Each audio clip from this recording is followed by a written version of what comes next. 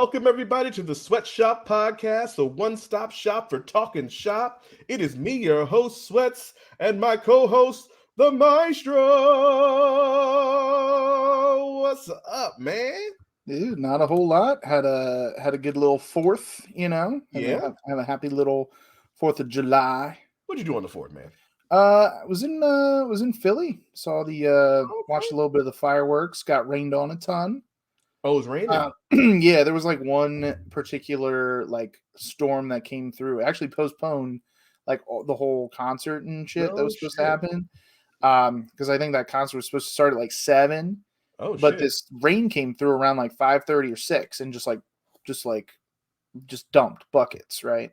Uh-huh. And we were like on this nice like pool roof deck thing and just got rained on. We're Damn. trying to grill and like we were on the grill, so it was like can't like get off the grill now or else Yeah. so we just got soaked. And but then after that, just kind of chilled, saw some fireworks and all that kind of stuff. Okay. What about you? I didn't do a goddamn thing, bro. Hey, that's beautiful.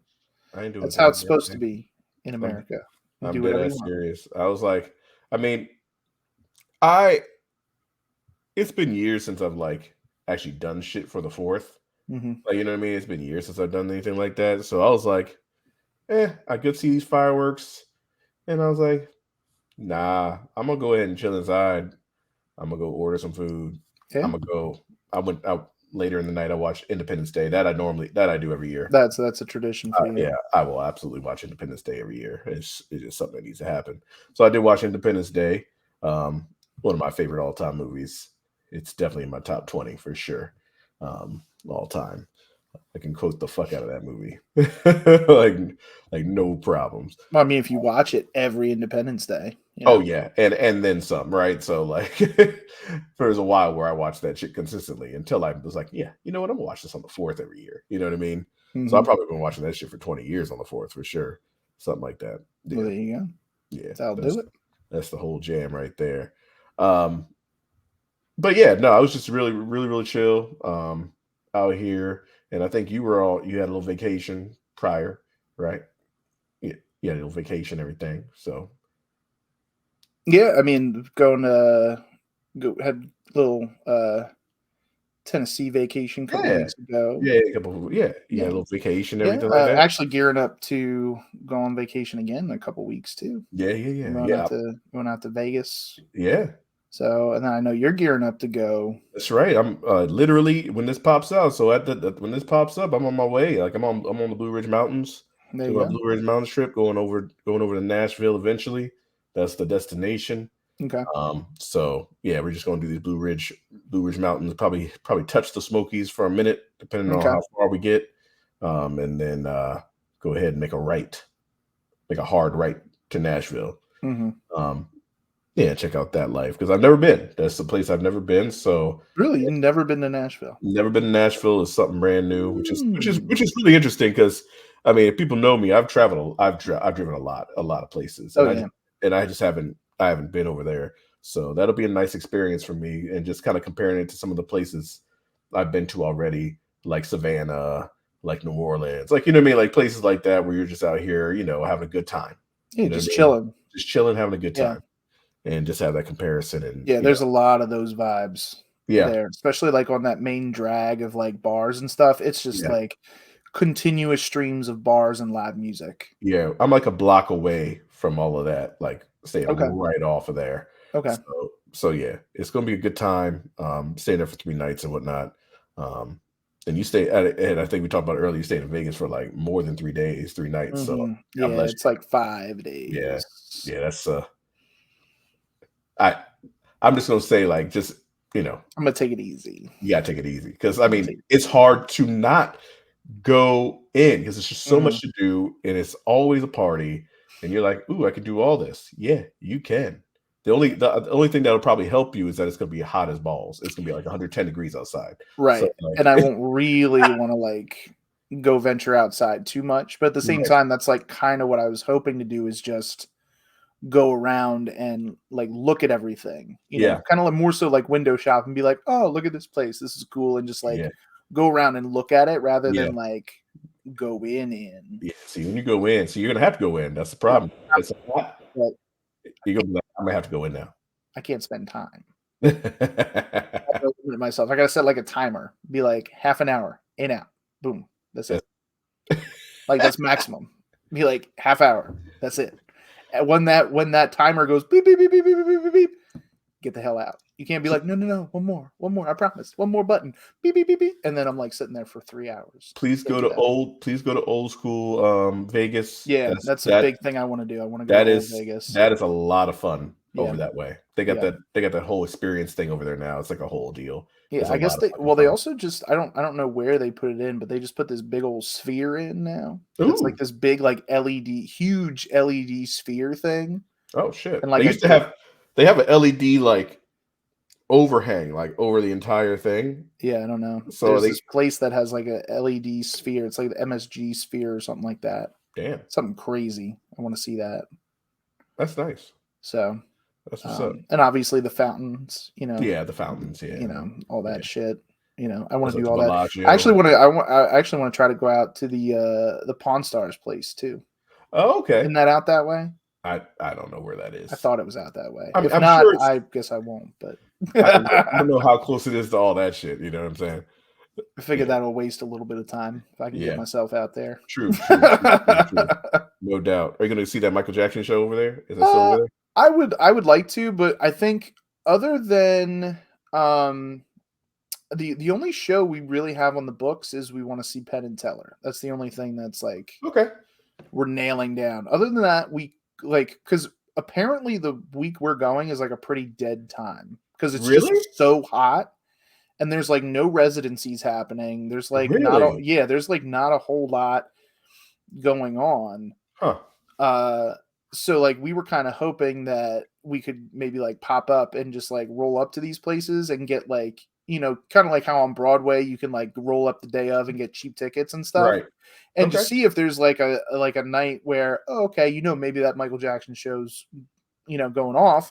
You can get like cheap tickets for it instead of like trying to book it ahead of time and like because it seems like there's a lot of stuff that's very available for that week and there's not a whole lot of other special stuff going on when Did you check the weather?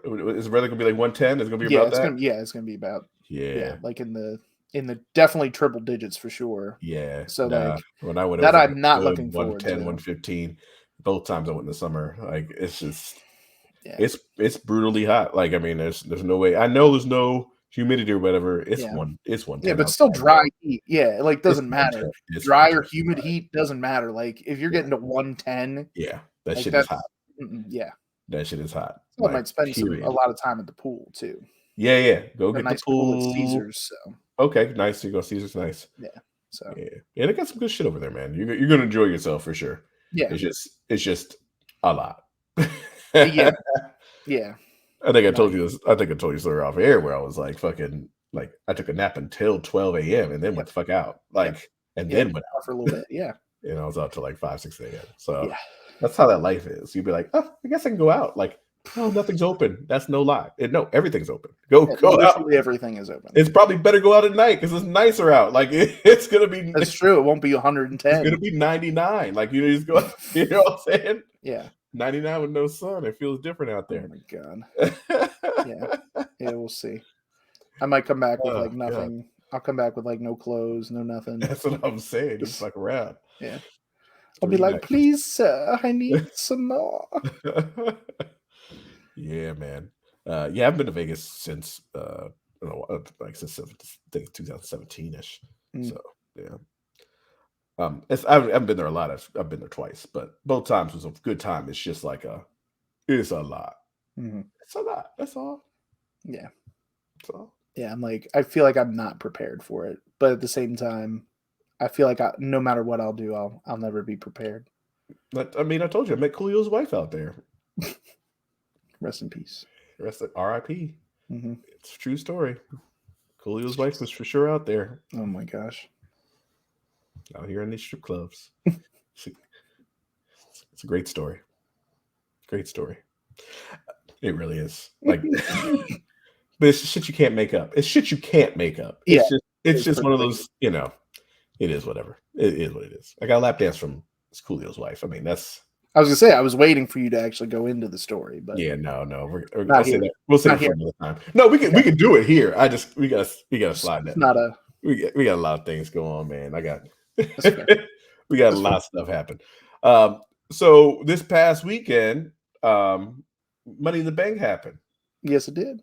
Money in the Bank sure did happen. Surely did.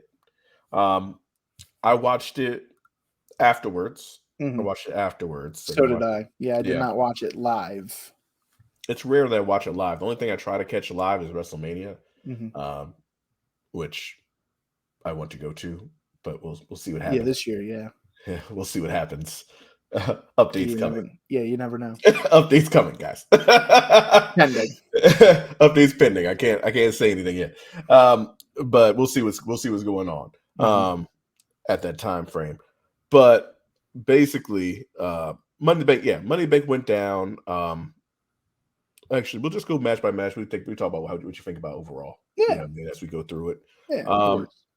So we start out with the men's Money in the Bank ladder match. And let me just recap who was in it. We had LA Knight, Logan Paul, Santos, Escobar, Ricochet, Butch, Shinsuke Nakamura, and Damian Priest. Now, they did not. So Butch did not come out. Butch was Butch. But you heard the chants for it. Oh, yeah. You heard the bruiser weight. Bruiser weight. Oh, yeah. Yeah. LA Knight's pop was crazy. Huge. Crazy pop. Huge pop. It really was. It was like that was like, I mean, that was like Stone Cold Steve Austin level. Yeah. Like Attitude Era. Oh, no, it wasn't the pop of the night. Stone Cold. It wasn't the pop of the night, but it was damn close. It still was huge. It was huge. Yeah. It was huge pop. It really was. It was awesome. Awesome for him, you know? So I thought this was this is my personal opinion. It was an okay ladder match. It was an okay one. Yeah. I thought it wasn't the greatest one. No. It wasn't bad. I just no, I thought it was pretty good. I thought it was good, but yeah. That scared the shit out of me. Logan Paul getting tripped up in there with I mean, that just trying to the part with that whole move that they were trying to set up is that ladder was too far away. Yeah, it was too far away. They set it up too far away because like you could see what they were trying to do. Yep.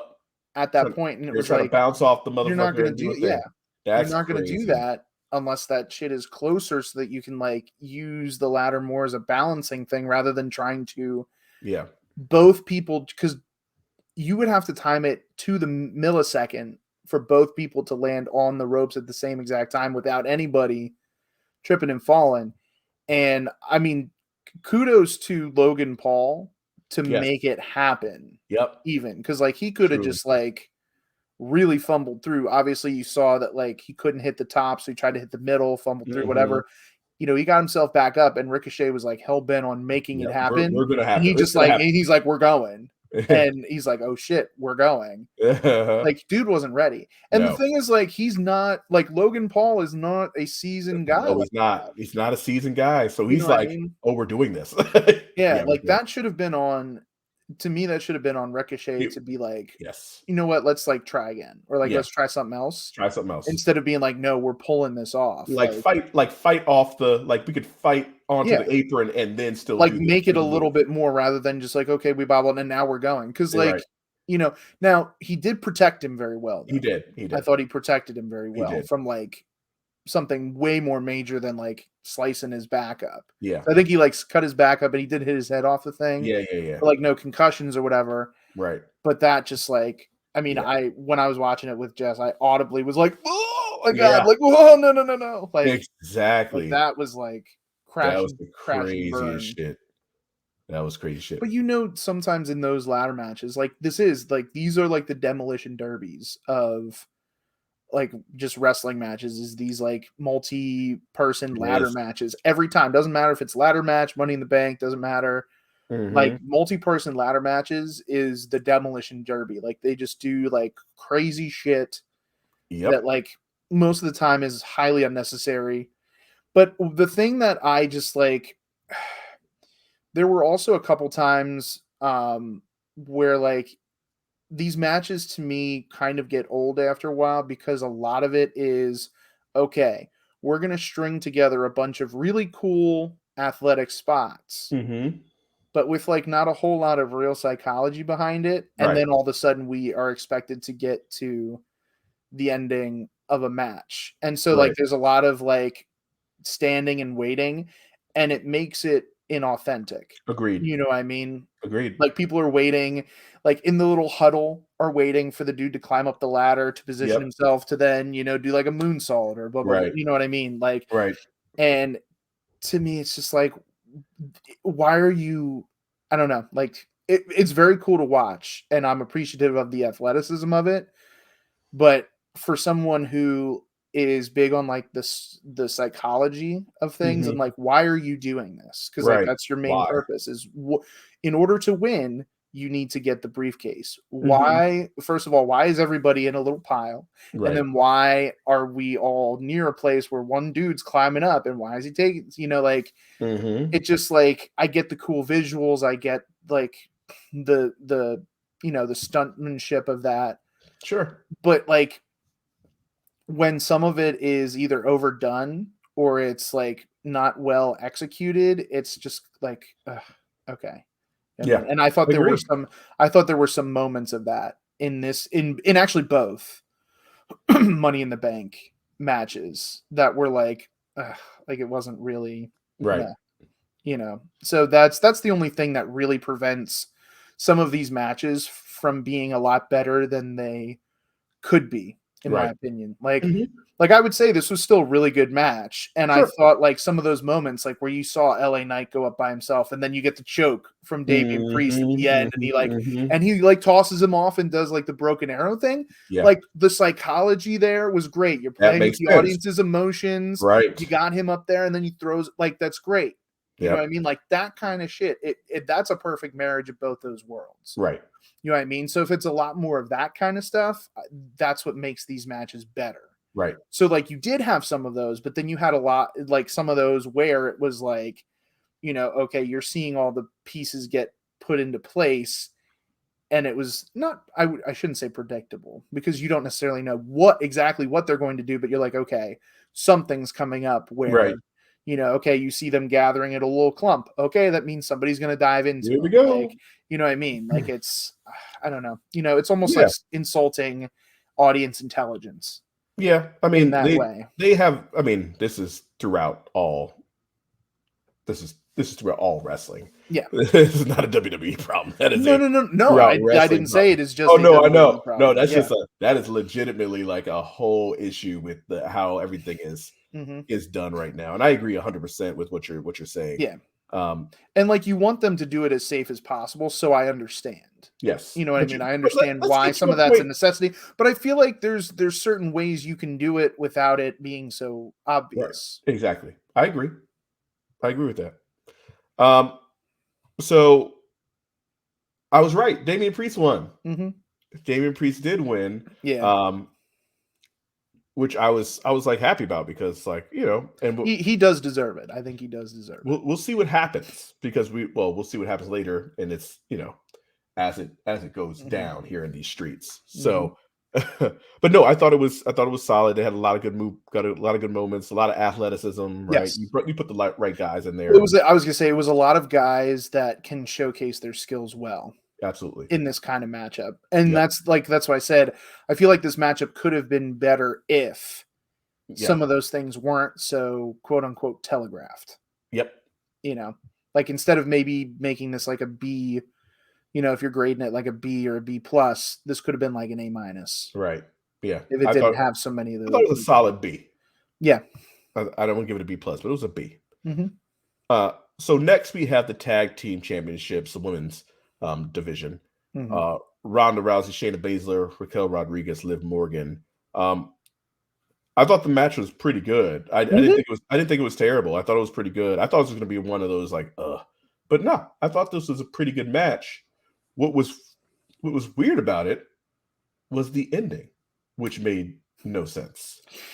Yeah, as far as like where it came from, like it literally came out of nowhere. It came out of nowhere. Because like I was even like I tried to like pinpoint it because I not the whole match, but I went back and I rewound a little bit to see like if there were any little subtleties of like if right, like if Ronda made a tag and that pissed off Shayna or something like that, and there was like none of that. None of it. Or if there was supposed to be that, it was not very well portrayed. Executed. Yeah, it's not portrayed. But it was like all of a sudden, like this match was won, and then she just comes in and chokes her and like beats her up. Right, you're like, about to win the match for not a real reason. And then you take her for no reason. Yeah, that bothered me. Like it was surprising. It was surprising, so it got the shock factor. Sure, but it was still like, huh? Yeah. And I understand, like, we understand like she's leaving or whatever, and they're gonna have like a the outside thing is like she's leaving, she wants to get this feud in with Shayna. Why not put like even like the subtlest of hints that this is gonna happen would have been beneficial, even within the match itself. Would have been beneficial. Or why have it that they're clearly gonna win this match and then all of a sudden it's taken away? Like, why not have them just win the match? And then she turns on her anyway. Turns her afterwards. Yeah. And then you could have another match before you get to this blow-off match.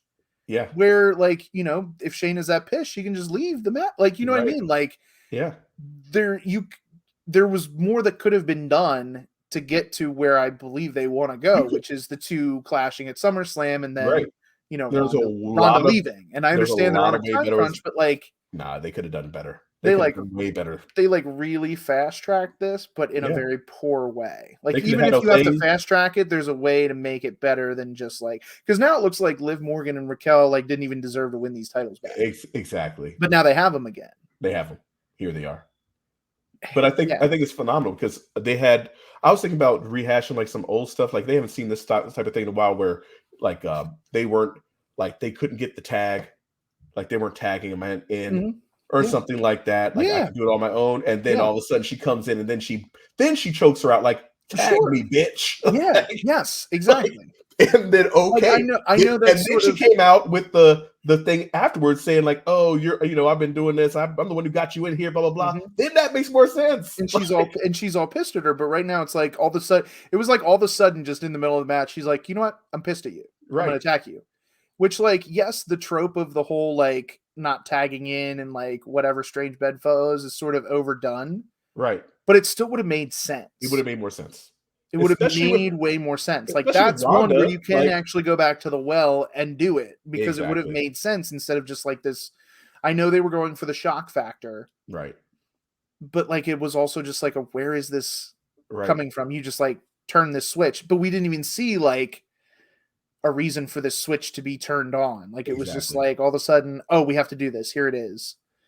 And then you get that thing on Raw because I don't know if you watch Raw at all. Probably not. I saw like I didn't watch it, but you saw the little promo. Yeah, the promo. It was actually I thought it was a decent. This is probably the best promo I've ever seen Shayna come out and rip off. Straight up, Shayna's so underutilized, dude. It's like, I mean, the way she came in, like.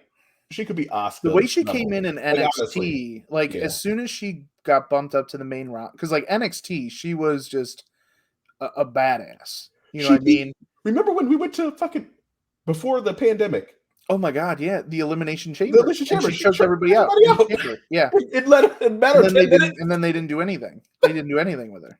Yeah. I know. She literally just beat everybody in the chamber, like just cleared house. Bob Hollied everybody. Like she went and beat everybody. Yeah. And then they did nothing after that. After that, with her. But like, I'm even talking about like the promo skills. You know what I mean? Like, this was like a solid promo that, like, I was like, all right, I'm behind you on this. And like everybody else got behind her because they're also like kind of sick of Ronda Rousey. And now she's kind of actually playing into her heel, like Ronda's heelness, which they really should have capitalized on more. But now she's leaving. So it's going to be like, oh, this is what it should have been. This whole other time, I don't know, just felt like a hodgepodge. But the match itself was decent up until that point. Yeah, I thought so too. I thought it was a good match. Yeah. I was like, okay, I was into it. Yeah. After we had Gunther and Matt Riddle have their match. This is not as good as I thought it was going to be. No, but I understand why. I understand why too. I'm okay with it. It was short. I thought it was short. It was short. I could have had more. Yep. but I understand why it was the way it was, because you didn't want to overdo it, and then also on top of that, have Drew McIntyre come out, which that's what I thought that was like super appropriate. Yeah, absolutely. You know what I mean? Like, it was the fact that they were in the United Kingdom. Yep. Dude's from Scotland. That was the way to bring him back after people were speculating whether he would be back or not be back. Like, I just thought it was like, that was the part to me that was like, yes, here we go. Yep. That was amazing. Like, that's the way you bring somebody back. That's the way. And you set up SummerSlam in that way. Like, that's great. Yep. And there's stuff to draw back on because of the WrestleMania thing. Absolutely. Like that was some good roundabout.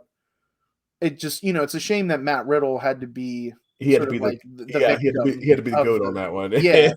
But I think that's kind of like how he's been since he's come back. You know what I mean? Like, he's kind of been put in that spot. I think it's a little punishment. They're putting him in the I think he's still in the doghouse for some of that shit. He is in the doghouse. He's a little punishment action right now. Yeah. But I thought what they did was good. It was just short. It just, I think we could have, if we would have been able to have more of that, it definitely would have been the match we probably expected. Right. But I know they probably only gave them this X amount of time because then they wanted to set up the whole Drew thing, and they didn't want to take away from the Drew surprise, even though I think they could have had a 5-star match and Drew McIntyre coming out still would have been, the most amazing thing. Absolutely. They had afterwards they had Cody and Dominic. Cody, they're singing his whole goddamn song. Yeah. They literally word for word. Word for word. It's out there. Yeah. I mean, it's a great song. It's a great theme song. So he's got that down. This was also a quicker match, but that's more expected. He's fighting Dominic. And he plays the role so well, man. He's a great like cowardly heel. He is great. He is great so cowardly heel. Great way to get Cody a clean win. Yep. Finally.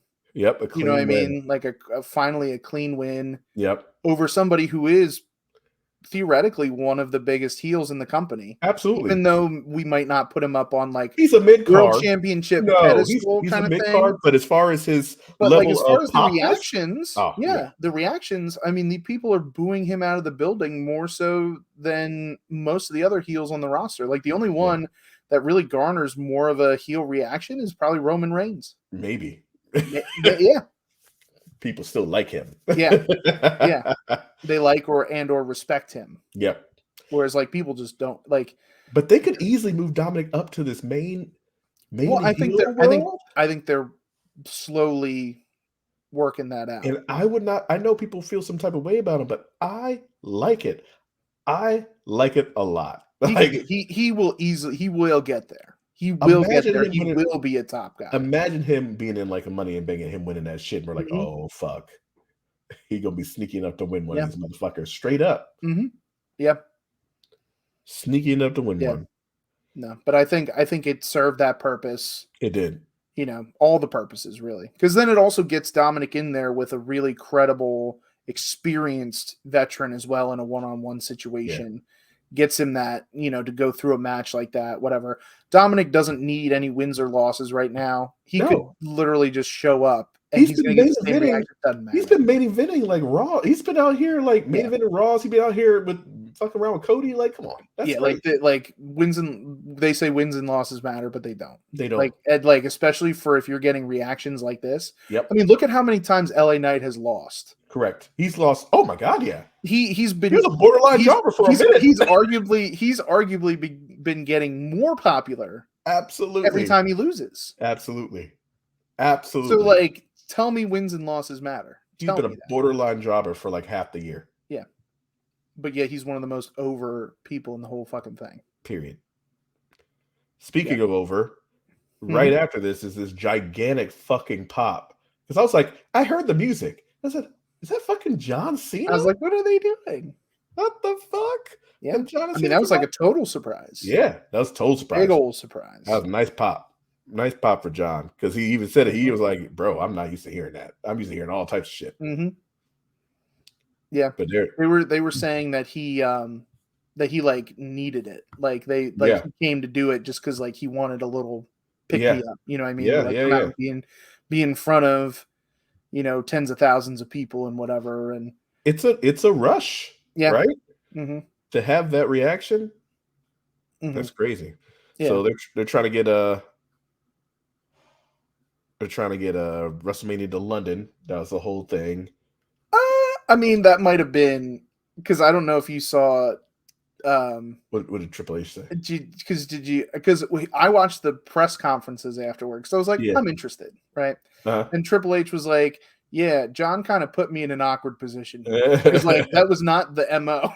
No, like he's like because Triple H is like, would I love, you know, WrestleMania to be in London? Like hell yeah, but like, does John know something that I don't know? It's possible because he's basically saying like that was not the intention. The intention was not for John Cena to come out there and be like WrestleMania's in London in 2025. It was just like he was just coming out there to like, you know, get the crowd warmed up, right? You know, express like how much WWE and he likes to be in London, and then for Grayson Waller to come out and basically set up the match for WrestleMania, right, with the two of them, but not saying like, oh yeah, that shit's going to be in London, or like the following year it's going to be, you know, in London. So it was kind of like, yeah, I don't know about that. I don't know about that. Well, and what was interesting is I like I was like reading around on some like things, and you know how pretty much the cities make bids on like to be to like host WrestleMania. So they like send bids and stuff. And it's not that the just WWE just like the Super Bowl, just like all those places. Yeah, because it'll bring tourism into them. Yep. So like London, I guess London is not in the spot to be the one sending in bids. If anything, they're like looking for WWE to be like, hey, we want to have WrestleMania here. You know, instead of London being like, hey, bring it to us, because, you know, London brings in tourism no matter what from all around the world. Right. So, like, what is WrestleMania really going to do extra for London?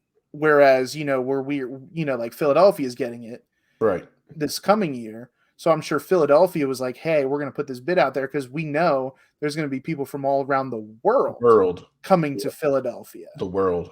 You know, like not just the United States, around the world. Whereas like London's like, yeah, we already get people from all around the world coming here. What's going to be special about WrestleMania for this way? So that's why I think there's more of a hang up, because I don't think London is sitting there being like, we've got this bid for you, while WWE is not going to be the one to reach out, because since they've been getting bids for WrestleMania from all these different cities, why would they go somewhere where they have to pay to have WrestleMania versus having a city that's going to pay them to have WrestleMania? Correct. Like, that's just business. You know what I mean? Like, WrestleMania, I mean, people that don't like watch wrestling that listen to this show or watch the show at all, WrestleMania is as big as the Super Bowl. It is the Super Bowl of professional wrestling. So like, if you have an understanding of what the Super Bowl is to just all of sports in general, WrestleMania is the Super Bowl. Like, people from all around the world come to WrestleMania every single year. And we're not just like saying like 3 people from like London come. It's like people all around the world, people from China, people from Australia, people from London, people from other places in Europe, Asia, like Africa, you name it. Like, people are coming all over the world because WWE really is this gigantic global company. And I think I mentioned this a couple episodes ago with, you know, how they've been expanding those live events to going more global. Like the last live event, the premium live event, you know what I mean? Like, they had Backlash in Puerto Rico. Yep. You know what I mean? Then they did what was the one? Was there one after that, or is Money in the Bank? No, there was one in between. Night of Champions, Saudi Arabia. Saudi Arabia, Okay? Saudi Arabia. So like, you know, they're literally going global with these premium live events. Like it's not back in the day where it was, okay, this live event's in, like they're doing Money in the Bank in Baltimore.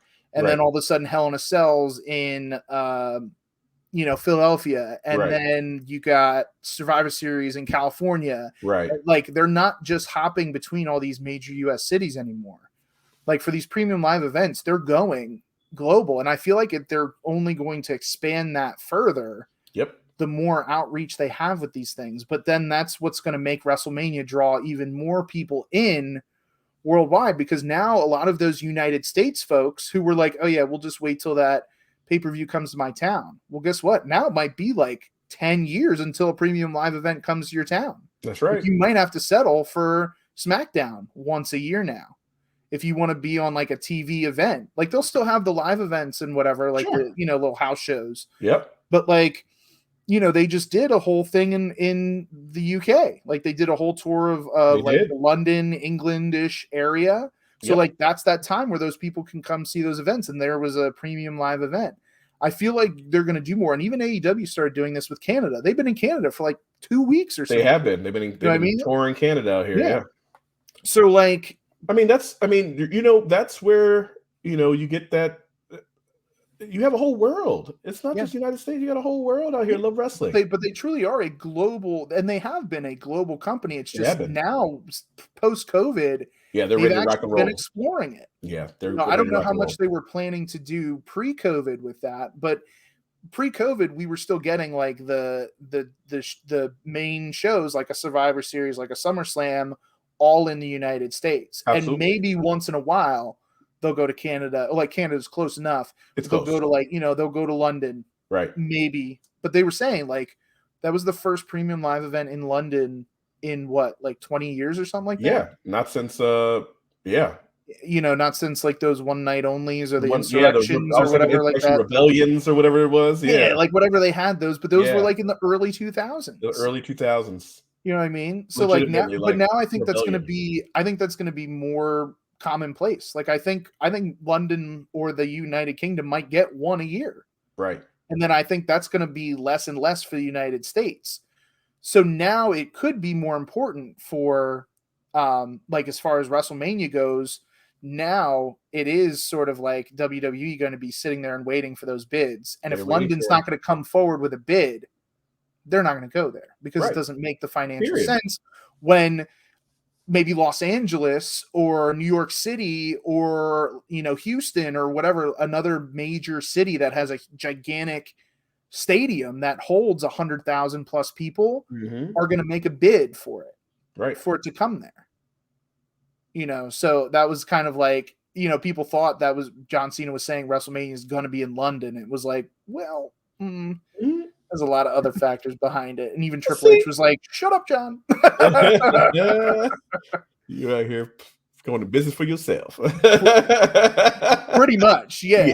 Pretty much. So after this was probably my favorite match of the night. I really enjoyed this women's Money in the Bank ladder match. Okay. I really did. I enjoyed Bayley and Io Sky and Zelina and Trish and Zoe and Becky. I enjoyed this. They did hearken to the to all the things. I like this better than the men's ladder match. Yeah.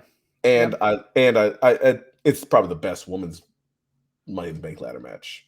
As far as I can remember. Yeah. I would say so. Yeah. I don't think that's a wrong answer. No, I don't remember being so like excited about any of the women's Money in the Bank ladder matches, but prior. But this one, I was definitely into. They had some good stories going on in there throughout the match.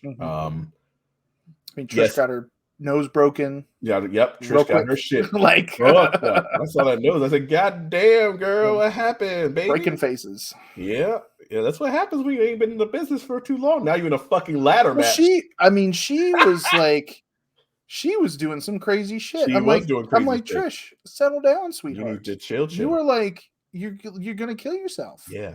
Like she was taking all kinds of like weird bumps and like doing some crazy things. I'm like, I know you. I was like, you don't have to go all out like this. Yeah. Like we respect you enough that like just your presence in here is fine. Yeah. But she's out here trying to go like the extra mile. And I'm like, oh my God, please don't like hurt yourself. Because there were a couple times I was like, oh my God, she didn't take like, ugh. Yeah, she took and then that she took ugly. that thing. Oh, and then I was like, oh yeah, that's a broken nose. Yep. For sure. And guess what? Yep. That's what happens. You know what I mean? It is what it is. But there were some of those crazy spots. Like they had the spots. Io Sky's gonna have to do her thing, you know. I knew that was coming, and then you saw them set up for it. And I'm like, okay, here it is. But that's like, one of the complaints of Money in the Bank. It's Zelina is what it is. But like, Zelina looked really good. But see, that was fun because that shit was crazy as shit. Doing a code red from the ladder on top of another ladder, and then I thought Zoe Stark was gonna get stuck with her neck in the ladder. Yeah. You see that? Like when she came down, she went in the slot and was like in there. I'm like, oh no. Like, please be able to get out. I'm gonna die. And she like got herself out. I thought she was gonna break her neck in there or something. Like way worse. But like, and then but the thing was they were like setting up some of the ladders and they didn't like set them up right. And I'm like, oh it's just like the whole thing. Sometimes it's like, yeah. But and it is so it's one of those things that you don't think about. But those ladders are heavier for those girls than they are for the guys. And they're the same damn ladders. Well, and I say that about the weaponry in general. Like I remember the example I always call back to is the Extreme Rules match between Liv Morgan and Ronda Rousey. And how that was hard to watch just because like they're trying to do the same kind of like ladders and table spots, but those tables are weigh heavy. The same amount. They weigh the same. And so for, a female who's probably because they don't advertise the weights and stuff like that. No. But I'll say for a female who probably weighs all of like 120 pounds, it's twice as hard, at least two times different. Hard. It's different for her to lift that and navigate it versus a man who it weighs like 260 pounds. And that's just like natural weight. I mean, literally, like she probably weighs 110, 120 tops. You know what I mean? Most of girls it's not taking away. Yeah, and it's not taking away from the athleticism of it, but like you just can't deny how much things weigh. You know what I mean? Like unless they start making tables that weigh less, which like, hey, WWE, that's an idea. Yeah, make those props weigh less to make it easier for them to handle. Absolutely. It's no less effective to the eye if we see somebody go through a table. I'm not thinking anything less of it. You know what I mean? Like if you really they're also lighter, so you can make them lighter. They're not going to break. Yeah. They're also lighter. And how many times have you seen a woman try to break the table and they couldn't because they don't weigh enough? Well, I mean, how many times have you seen men do that too? Yeah, men do the same thing. Like men do the same thing. Do you know how many times they try to do stuff on that announcer's table that's meant to collapse? Yep. Because that collapses and they rebuild it during the commercial. They're like, and it's rebuilt like a NASCAR. Like they're like the pit crew over there. It is. It's beautiful to watch. Together. Yeah. But like, and then still, even with like big 250-pound men and both people go on it and it still doesn't break. Right. Like sometimes it's not about the weight of the actual prop itself. It's about how you land on it, the physics of it in that way. So like, maybe they could make lighter, maybe not lighter ladders because that would be create like a safety hazard. Because then if like they step on it wrong or do something and it twists, that ladder is going to break. It's not going to be useful. But I'm saying like with tables or like mainly, I would say mainly with tables. With tables. Those tables sometimes it's really difficult to watch. It is hard because they struggle with it, and you're like, oh, like you don't want to like it's the willing suspension of disbelief because you want to believe that they have that same strength, right?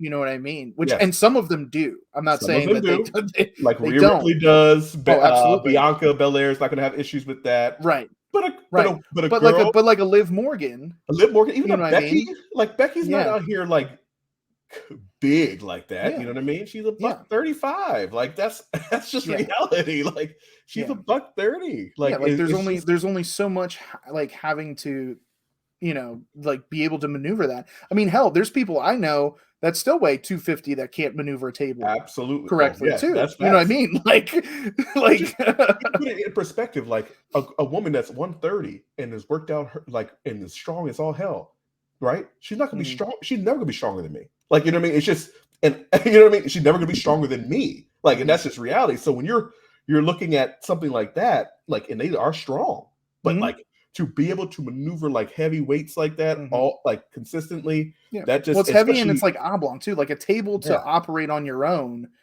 regardless, is just it's a weird thing to try to move on your own. Especially later and later in the match when you're already half tired. Yeah.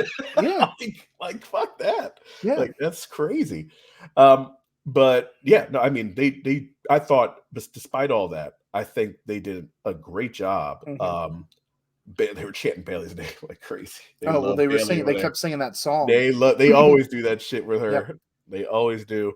But yeah, I thought it was great. Also, the ending was phenomenal. I was gonna say I really enjoyed the finish. That's what I was gonna say. I really enjoyed the finish. The fact that Bailey pushed her off. Yes. Then she's climbing up. Becky's climbing up, and then and then Io Sky handcuffed them. Yep, hand them in between. Them both. That was great. Great. Like that was fantastic. And then the shot at the end where she's just sitting on top like that. Yeah. And you could see them in the frame. Yep, struggling. Being handcuffed, and they're like that was great. Like that's a great moment. It's a great picture. Great. Like it was phenomenal. Yeah. I don't know who produced that ending, but chef's kiss. Great. Yeah. It really was good. I did enjoy this better than the I really enjoyed all that. Yeah. They had Rollins and Finn, which as soon as Priest won that match, I said, "Ooh, what's going to happen now?" That's why I was like, "Oh my god, he's probably going to cash it in. He might cash in tonight." Because like Finn will probably beat him to the point, but then he won't win, and then Damian Priest will come in and clean up the scraps. That's what I thought. That's what I thought. That did not happen, and that's okay. Because I do like what happened. I do like what happened as well. So basically, Balor at the end of this match it was a good match, by the way. It was a good match. Basically, Balor went up to the top, right, to finish him off, and then Priest got up. He got up and like made a move with the briefcase toward the thing, and he looks over. He's like, "What are you doing? What are you doing?" And then that was enough for the distraction. Yep. And then that cost him the stomp and win. But I liked how they made it, because like if you didn't know a whole lot coming into this match, a lot of people thought that it was not very believable that Finn Balor would be able to beat Seth Rollins. Right. But because of the rib thing and because of how he attacked it, and because of what he kept going to, and that's the whole psychology of it. That's why my mouth was salivating during this match, because it made you believe. You're like, oh my God, not only will Finn Balor beat him, but he might actually beat him without relatively, like he beat him with relatively little interference, just because he's attacking those ribs and he keeps doing those moves and whatever. But then it was that little distraction that took his eyes off the prize. Yeah. And then that's what cost him the match. Like it was just like, to me, like the psychology was just fantastic. Now I know I love me some John Cena, but I feel like this match got cut. I feel like this match got cut a little bit. John Cena was out there a long ass time. He was out there for like a 20 minutes. Yeah. And I definitely think either this match. Yeah, they probably wouldn't cut the Bloodline match. Yeah, this match probably had maybe 5 or 7 minutes shaved off. Yeah, I think so. I had about 5 minutes shaved off this motherfucker, because I mean it was just shorter than I anticipated. It could have kept going. Yeah, it could have kept going. But I mean, the ending was good. I thought it was a good match. These two can put on a 3-4 star match in their sleep. It doesn't matter. Like, you know what I mean? This is just what's going to happen. I was just hoping that after that happened, because Rollins was so beat up. But what I loved was as soon as Rollins made the pin, his eyes were right on Priest. Yep. You know what I mean? It's like that little subtle psychology stuff where like Seth was not leaving the ring without being like, okay, where is he? Like, I'm watching him to see if he does try to cash this in. Because like he could have just like walked off and been like, all right, the match is done. And then Priest, like, you know, comes from behind, cashes it in. Like just that little subtle detail of after that match was over, you had 1, 2, 3. He wins. As he's getting his title, he's looking right at him. Because then I'm like, oh my gosh. Yeah.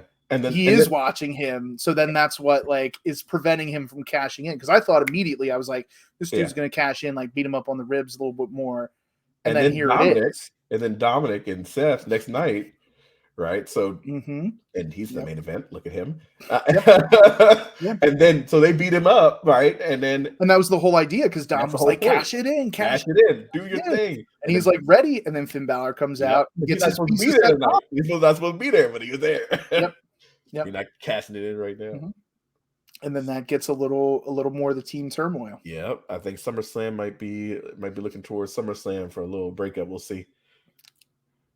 I don't know. I don't know. I feel if there is a breakup, I feel like Judgment Day might need another member. Yeah, they're gonna need another member. Because I think I mean, yeah. It depends on who they want to be as a leader. You know what I mean? It could be Rhea. It doesn't matter. Which could be the leader. I mean, I could see Damian stepping up into the leader position, unless Finn Balor's the one that kicks him out. Right. And then he's a face. He could be. Could go the other way. I don't know. Really, it could go the other way. It could. And I won't be mad either way, honestly. I think both of them could do it. Yep. Totally agree. Doesn't matter. Before we move on, I would love to see is I'd love to see Edge come back and throw a little more of a wrench in there. Edge. Because now he sees the little turmoil here, and his whole thing was he wants to destroy the Judgment Day. Yeah. Well, what better of a way to destroy the Judgment Day than play off the already tumultuous relationship between Balor and Priest? Because we haven't heard from Edge in a while. No. I hope on that day he sees clearly. Well, you think you know me? I did love that video you sent me. The people at like the gospel church, when you hear these 5 words, you think you know me, and they're all just going nuts. Oh my god! But no, we have the main, which I figure would be the main. He got Bret Harted. Makes sense. Yep. Yeah. As he has been. Shocking. Yeah. Right. So Roman Reigns and Solo against the Usos. Great match. This is a great match. Really, really came on crazy at the end. A lot of shit going on. A lot of near falls. I thought it was a little slow to start. It was slow to start. It was a little slow to start. But I'm okay because it was like, I'm okay with the slow start because of now we're facing each other really for the first time. We got to get in the groove. We got to figure out he's out here flexing and I got these motherfuckers. These motherfuckers ain't shit. Basically that's what's happening early. They're not strong enough for us and shit. We got these motherfuckers clean. Shit like that, right? And then they start coming back, and I like all that because it's like, oh, they're the little bro. These are just the I've been bullying these guys my whole life, because that's what they've been saying, right? It's like I got these dudes on lock, and then it heats up a little more. They have some really cool spots in here. The kick out, they stacked them. I like when he stacked them. When he stacked them, but then they kicked out. They both kicked out. Yeah, I like the stack job. I liked. I mean, there's a lot in here at the end I liked. But basically, when it's all said and done, Jey Uso went to the top, got that pinfall. First time he's been pinned in what, 2.5 years? 3.5 years. 3.5 years. Yeah, I think 3.5 years. First time. December 2019. Yeah, by Baron Corbin, right? Baron Corbin's the last to pin him, I think. Maybe I don't remember if it. I know he's the last to beat him. I don't remember if he was the last to pin him or not. But yeah, I think it might have been him. But I was just surprised that Reigns was the one that took the fall here. Yeah, I was, but then at the end I said, I see what they're trying to do here. They're gonna go ahead and have Jay go ahead and take this. I was waiting for his shoulder to come up. I legit was. I think everybody was like, he's gonna kick out. Yeah, and he didn't. He didn't kick out. Nobody could save him at that point. There's nobody else part of the bloodline that can save him. So yeah, I thought that was interesting. And it was again, it started out slow. I did kind of like it. If I watch it back again, I probably like it even more just because of how it was meant to be built up that way. Again, it's telling the whole story. And then they go ape shit with each other, and then at the end, they finally got him. And then that's like a big deal, right? First time he's been pinned in 3.5 years. That's crazy. Yeah. And I'm assuming that's going to be Jay and Reigns at SummerSlam. Yeah, I would assume so, that they're going to run that back. They're going to run that from years ago. Yes. Because years ago, they did that, like Hell in a Cell thing, I during the think. hype. Yeah. So now they'll run that back, probably for the title. And I think that'd be interesting. But this is why, because people were saying, oh, well, then Roman and Cody at SummerSlam. No. So I was like, nah, I don't think so. I don't think so. I don't know if Jay's going to beat him for this title, but I don't think so. I don't think because so.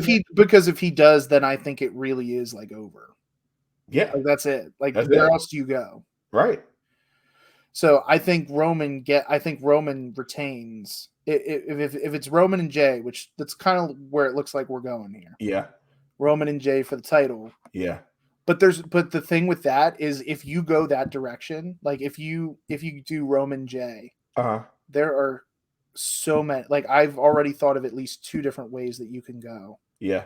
With the direction of it, that keeps this whole bloodline story moving forward. And like, give me a few. I'm not done. Like, and I know I'm not done with it yet. Like, I'm still on the train of like, keep this shit going. Well, I'm all for a good story, right? Like, I'm all for. I hate when because this can take. I hate when shows end, right? Right. Because this could take like some other twists and turns. Like, for example, you could have it where it's Roman and Jay, right, in the main event, for the title. Yeah.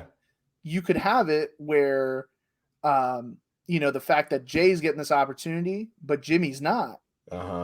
Jimmy does some shit to fuck his brother out of it. Turns on his brother. Yep. Because he's like, well, why are you getting this opportunity? Right. Why am I not getting the opportunity? Right. I'm the one that started this. Yep. Because he's the one that kicked Roman first. That's right. Why is it up to Jay to get the opportunity, but not Jimmy? Jimmy's taking a back seat in all of this right now. So there's a way you can go. What's really interesting about all this is they all want to be part of the bloodline. It's about how they want the bloodline to be run. Yeah. Well, and the key thing is Paul Heyman. Right. That's the key thing. Because if there's no Paul Heyman, you probably have the bloodline and you're fine. Right. But because Roman Reigns is trusting Paul Heyman with that, the wise man, and the Usos don't like that. They see through the games. Sami Zayn was the one that first saw it, and then that's why Paul was trying to get Sami out. So there's more to that piece of it to go. You know what I mean? But you could have it where, like, Paul plays that game where, he gets in Jimmy's ear about this. Like, why aren't you in this spot? Right. Why, whatever. So, like, that's where it could be a little Uso turmoil, and then you could actually get the Usos against each other at some point. Yeah, well, I know they want to fight each other at some point. Yeah. So do you do that? Do you pull that trigger now?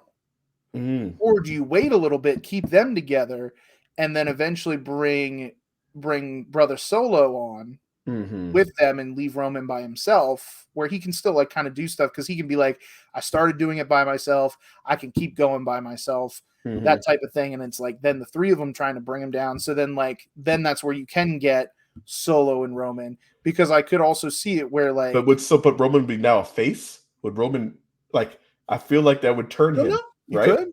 It could turn him into a face at that moment. You could. Yeah. I mean, there's no like rhyme or reason to say you couldn't. I guess you just let it happen naturally. Whatever happens, happens. I think so. I think it's whatever the crowd reacts to. That's the way you play it. If people want to now cheer Roman for that because everybody turned his back on him, then let it happen. If they don't and they're all with the Usos and whatever, like, then it is what it is. Like, I don't think the people expected to get so behind Sami Zayn. Yeah. So I think that's why they went the direction they did, because really before Sami Zayn joined the bloodline, they were like booing the hell out of him. Like he was either getting no reaction or was just like, we don't care. Right. Then all of a sudden he joins in. Then they thought, like, because Sami Zayn joined the bloodline, they thought like he was going to try to take them down from within. And it was like this really like sinister thing. But then Sami got over in the bloodline and they're like, well, what if he's actually not trying to do that? And he is trying to be part of it, but then they oust him. And then that's where all this shit, like, right, goes forward. So like, anyway, but like you could use that like at SummerSlam to have Jimmy and Jay have a little turmoil and like build that from now until SummerSlam, where it's like, is Jimmy thinking about that, or is he firmly behind his brother? And like, is there something involved with that where like Jay almost wins the belt, but then Jimmy costs him the belt? Yeah. Or like, does Solo get involved with the match and either cost Roman the title? You know what I mean? So that like it still makes Roman look strong as hell because he didn't lose it on his own. Right.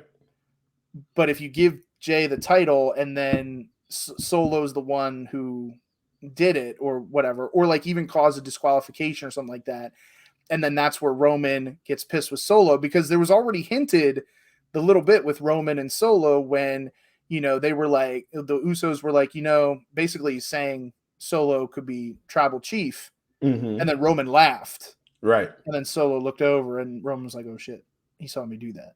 Yeah. Like, that's a little disrespectful. Right. So like, do they go in that direction to get a Roman versus Solo at some point? So then we'd need Solo to get over on the side of the Usos, or maybe just by himself. I don't know.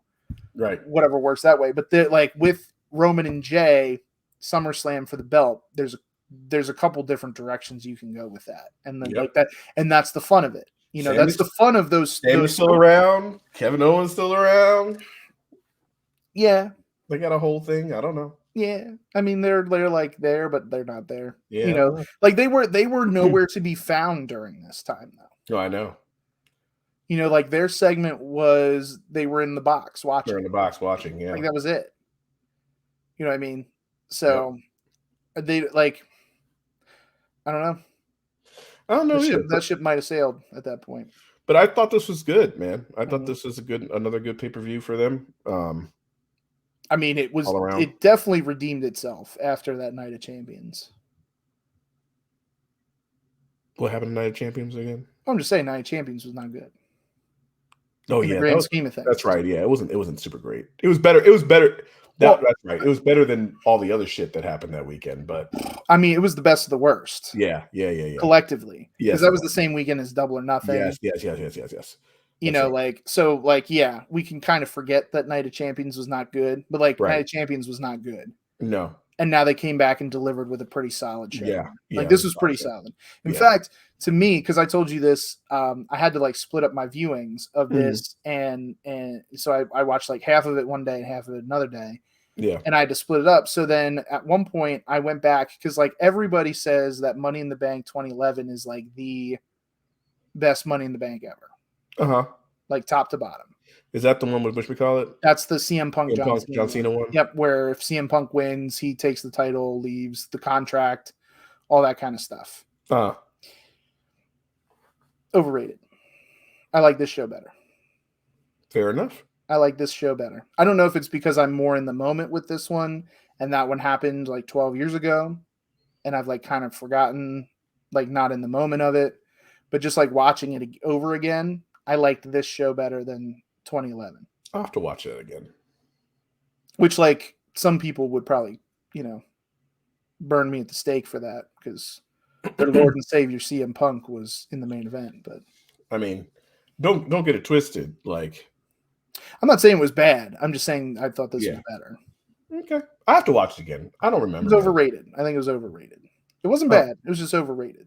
I just remember, like, I know the main, right? The main, and that was what it's all about. The main event, and it was in Chicago, right? So it was like crazy. When that was when it was when Daniel Bryan won Money in the Bank. Okay. Oh my gosh, I forget who won the. Why can't I think of who won the Raw one? Maybe I'll do that tonight. Now you got me. Now you got me curious. Maybe I'll do that same thing. There's like the Big Show Mark Henry was a match. It actually wasn't terrible. It wasn't really. It was not a terrible Big Show Mark Henry match. Huh. It was not terrible. Did Mark Henry win that one, right? Yes. Yeah. Yeah, I remember. I remember. I remember. Some of the details are foggy, but yeah. I just remember watching it like just for sort of face value. Was he champion then? No. Okay. No, because that was Randy Orton and Christian for the World Heavyweight title. And it was the stipulation where if Orton got disqualified, the championship changes hands because that was like the whole, going through whatever. Right. I remember now. Okay. I didn't love that, but well, yeah, that's what it is. It is what it is. So anywho. Well, we're gearing up. We're riding out into SummerSlam. That's the next big one, and we're on the road. Also all in or all out? Is it all in? I don't remember which one's first. I can't remember either. I think it's all in. Is that the one? All in might be first, or all out. All out is in Wembley, I think. Is it all out that's in Wembley, or is all in Wembley? Oh God, I don't know. I forget which one's which. Hold on. I thought it was all out. I thought all out was, or no, all in is Wembley. All in is Wembley. Do they have an all out? They don't have an. Yeah, they do. All out is going to be in September, I think. Okay. Okay. So all in is in Wembley. Yeah, and then yeah. all out 2023. Yeah. I don't think it's gonna be in Chicago. Oh, it's like the weekend after. Jesus. Is it the weekend after? Unless I'm reading last year's. Oh yeah, All Out 2023, Chicago, Illinois, September 3rd. Holy 2023. Balls. It's in Chicago, and then that's the weekend after, because All In is August 27th, 2023. What are they doing? All right. Global. Yeah, but that doesn't make sense. I understand global, but a week later they're going to be asking people to pay $50 2 weekends in a row. Are you fucking ridiculous? Yeah, that's not happening. That's not happening, fam. Sorry. Nah, it's not happening. That's fucking stupid. I'm choosing one or the other. Yeah. I gotta see the card. It makes no sense. I'm sorry, it just doesn't make sense to do it this way. Why you would do it back to back like that? No. Unless you're making one of them more readily available. Exactly. I mean, that does not make sense. Yeah, the one has to be more free-ish. Like which I'm surprised. The thing I'm surprised about with that is because I know like TBS and TNT, they're all through like Max, right? Right.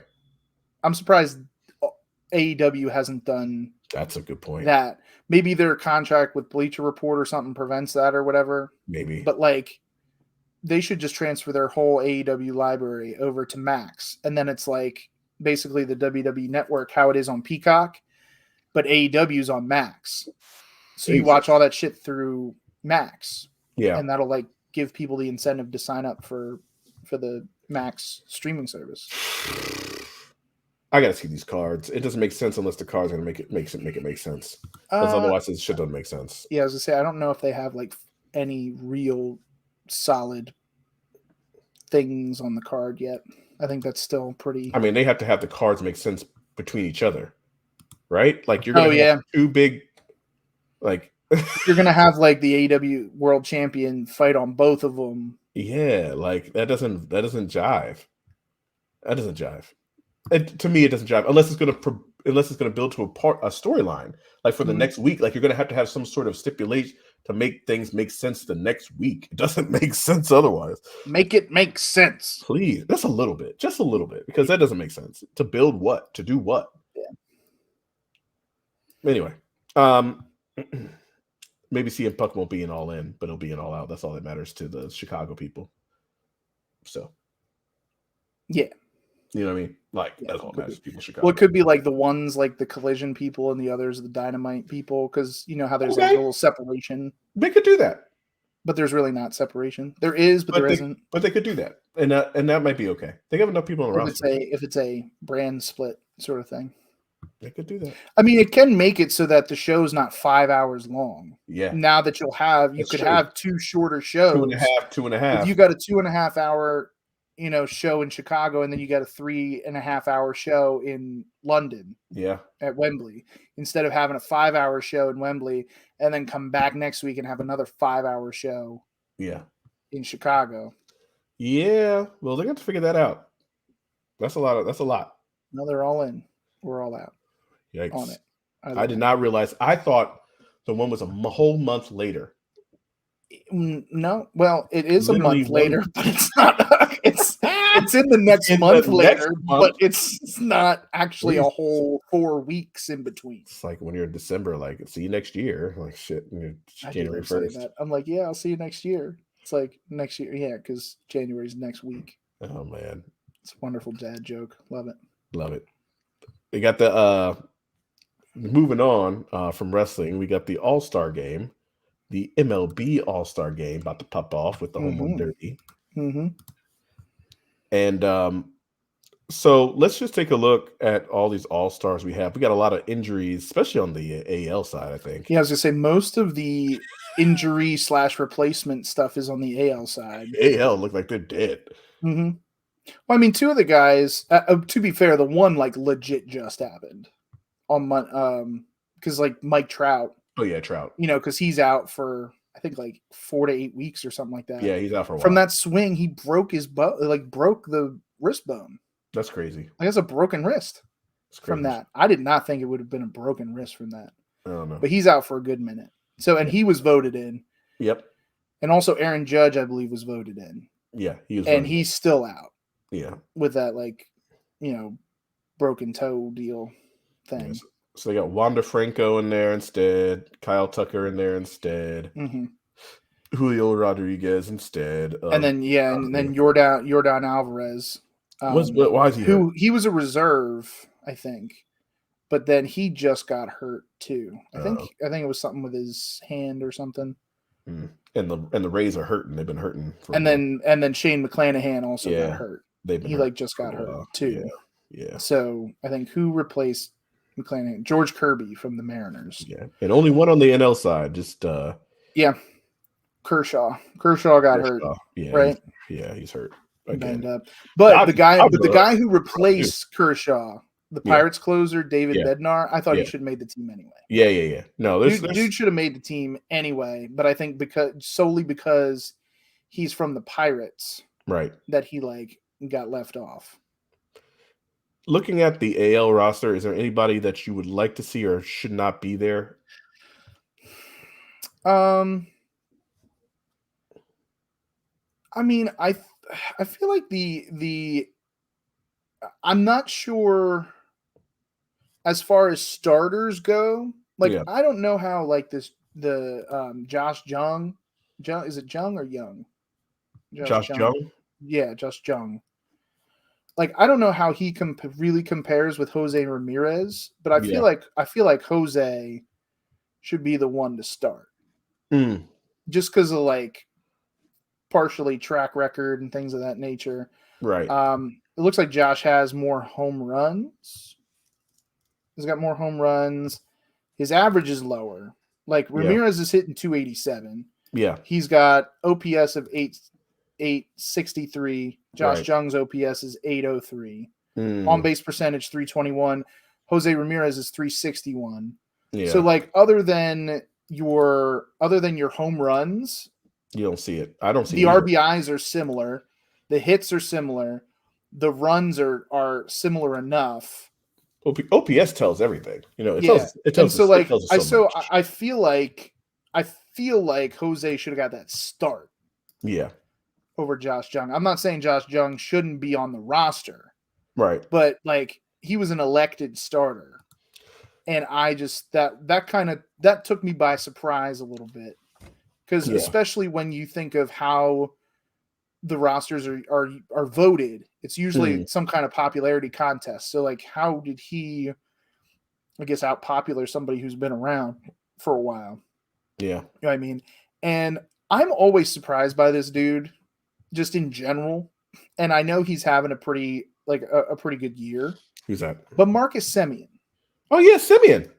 Yeah. He killed it. But he's just so he's got, his OPS is 787, on base percentage 341, average 277. Those are good numbers. Sure.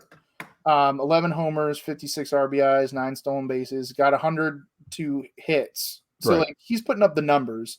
I guess it's just because there's not really a whole lot of other people. Well, again, second base. Second base is one of the weakest. It's positions. Yeah. So always has been.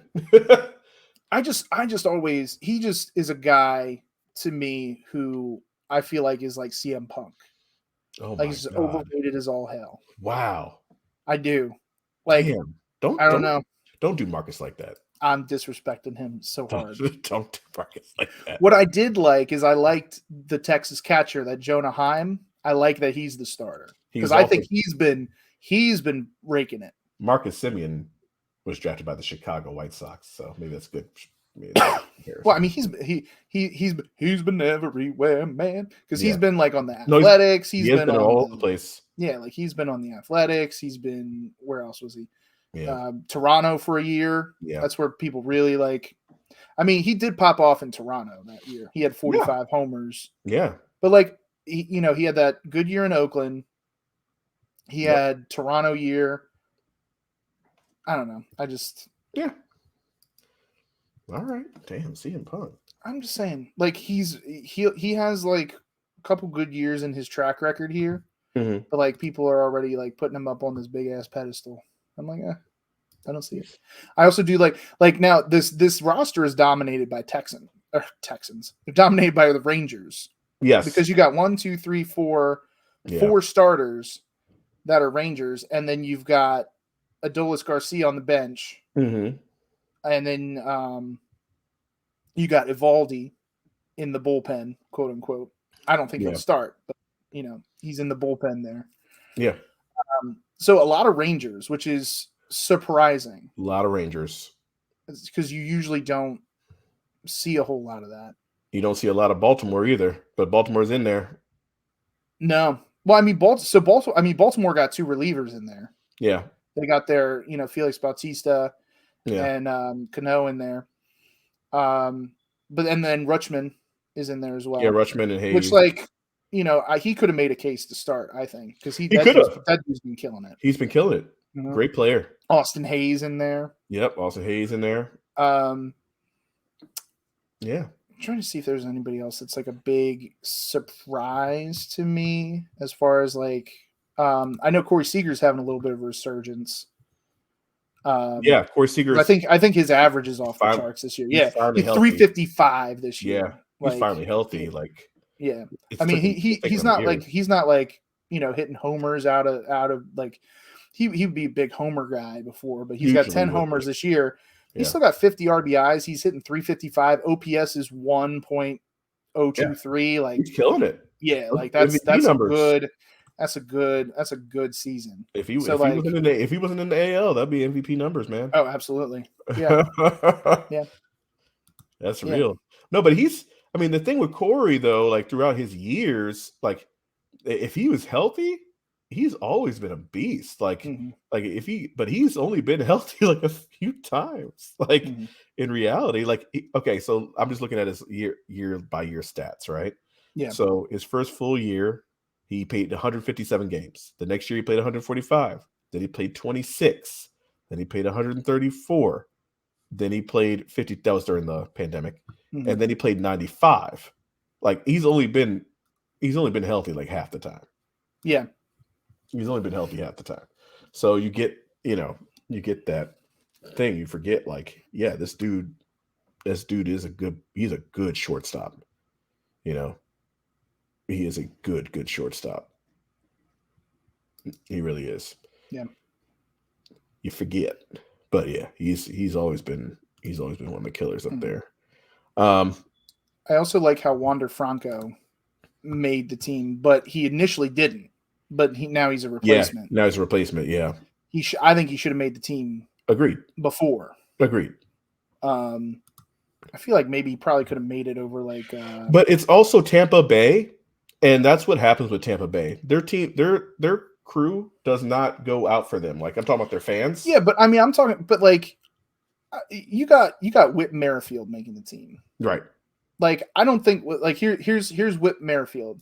285, that's respectable average. But you're looking at some of these other dudes on that squad. Yeah. And in fact, you look at let's do a Wander Franco versus Whit Merrifield here, right? So Wander Franco, same average, 285. Right. Wander's got 27 stolen bases too. Yeah, he's got 27 stolen bases. Whit's got 19, so Wander's got more. The on-base percentage, 343 for Franco, 341. Right. Comparable. OPS 708 for Merrifield. Wander's is 100 points higher at 809. 10 homers, 43 RBIs. Merrifield's got 2 homers, 32 What's not RBIs. Playing shorts? What's about playing shortstop? What's not playing shortstop? He's playing second base. You know what I mean? Still, but it's a fucking All-Star game. They can switch them out. It doesn't matter. They do it by position. You know they do that shit. No, it says infield. I know what this says. The reserves say infield. I know what it says, but you know they do it by. They have Vladimir on the reserves, which is a first baseman. You got, you know what I mean? Like you got all those guys in there like that. Yeah, but then like Bo Bichette should be starting. Over who? Corey Seager. No. Well, no. I mean, well, the fans voted, so no. But I understand that. Yeah. Yeah. Whatever. Like it just I feel like once you get to the reserves, I feel like that shit doesn't matter. I don't know. Like I know they do it by position. That's why they choose by position. They do. That's why they do that. But then don't mark it as infield. Mark it as first base, second base, third base. Don't say infield. I don't know what to tell you. Well, because then you look at so then not to skip ahead, but then you look at infield for pretty much the entire Braves infield is in the All-Star game. No, the entire Braves infield, the entire battery is in the is in the All-Star game. So but Freddie got the start. The old Freddie got the start. Yeah, but then you got Matt Olson. Yeah. And then you have but they got I don't know. They got. I'm telling you, they got a second baseman, they got a third baseman, they got a shortstop, and they got Pete Alonso, another first baseman. Why? They got one more guy. They got another, but then they also have a DH. Yeah, you were DHs. Why could you put him as a DH? Who? This is Franco. I don't know. So let me look at Brent Rooker. I don't even know who the fuck that is. I'll be honest with you. Apparently, MLB doesn't even know who Brett Rooker is because I clicked on his name and it took me to a whole list being like, excuse me, who are you looking for? Where are you? Oh, my God. MLB doesn't even know who Brent Rooker is. He is not on this list at all. All right, Brent Rooker. This is what Brent Rooker. Oh, here we go. Found him. You ready? He has He has 14 home runs.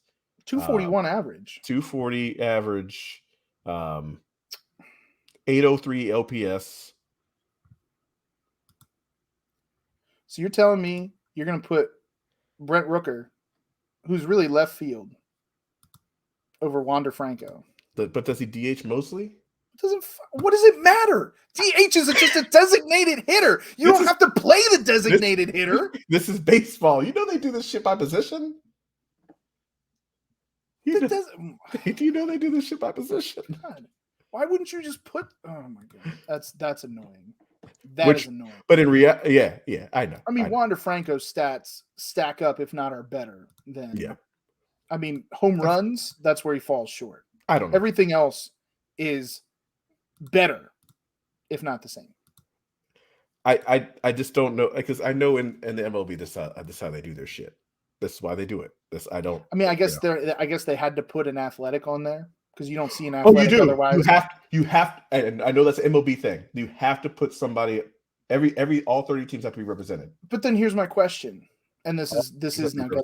That's why did Mitch Keller get the spot for Pittsburgh instead of David Bednar? Wait, hold on. Not saying that Mitch Keller doesn't necessarily deserve it, but I feel like Bednar has been would be a better representative other than just being the replacement for when Kershaw went down.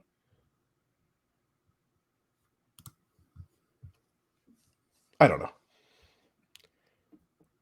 Because Bednar's pitching his ass off. He's got a 1.36 ERA, 16 saves, 39 strikeouts. Well, to be fair, is this guy, the other guy's a starter, right? Mitch Keller. Yeah. That's why. You know. So I'm just telling you. That's why. But if he's the more I feel like Bednar is the more valuable player than Mitch Keller. But they don't go. They're going by position. They're going by position. They're saying he deserves to be in the All-Star game. Period. But I'm saying okay. But you know what I mean? A starting pitcher was injured, so they replaced him with a reliever. I'm saying instead of doing that, right? Clearly, it doesn't go by position because they're replacing random ass people with random ass people. I understand. So I guess it doesn't go by position. It does in a way because they have to have so many. They replaced Aaron Judge with Wander Franco. Wander Franco's shortstop. Aaron Judge is an outfielder. I know, but that's how they do it. They have to have so many. So now they have an extra shortstop. All right? they did was replace outfielders. All they did. Someone got hurt in the American League. All right, replace them with the outfield. I know 2 outfielders got hurt. You got 800 outfielders in your reserves. Well, 2 of them got hurt.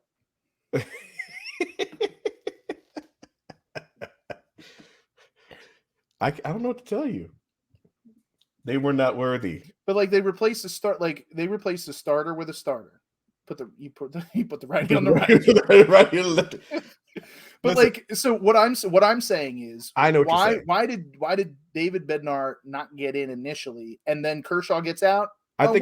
We got Mitch Keller right there. Plop that bitch. I think literally they had, okay, these are our guys, boom, boom, boom, and they said whoever gets injured, we got to replace him with this guy. They're on the whatever. It's like a wait list. Yeah, it's like whatever the fuck list you get. I get that, but then don't tell me that they go by position. But they do.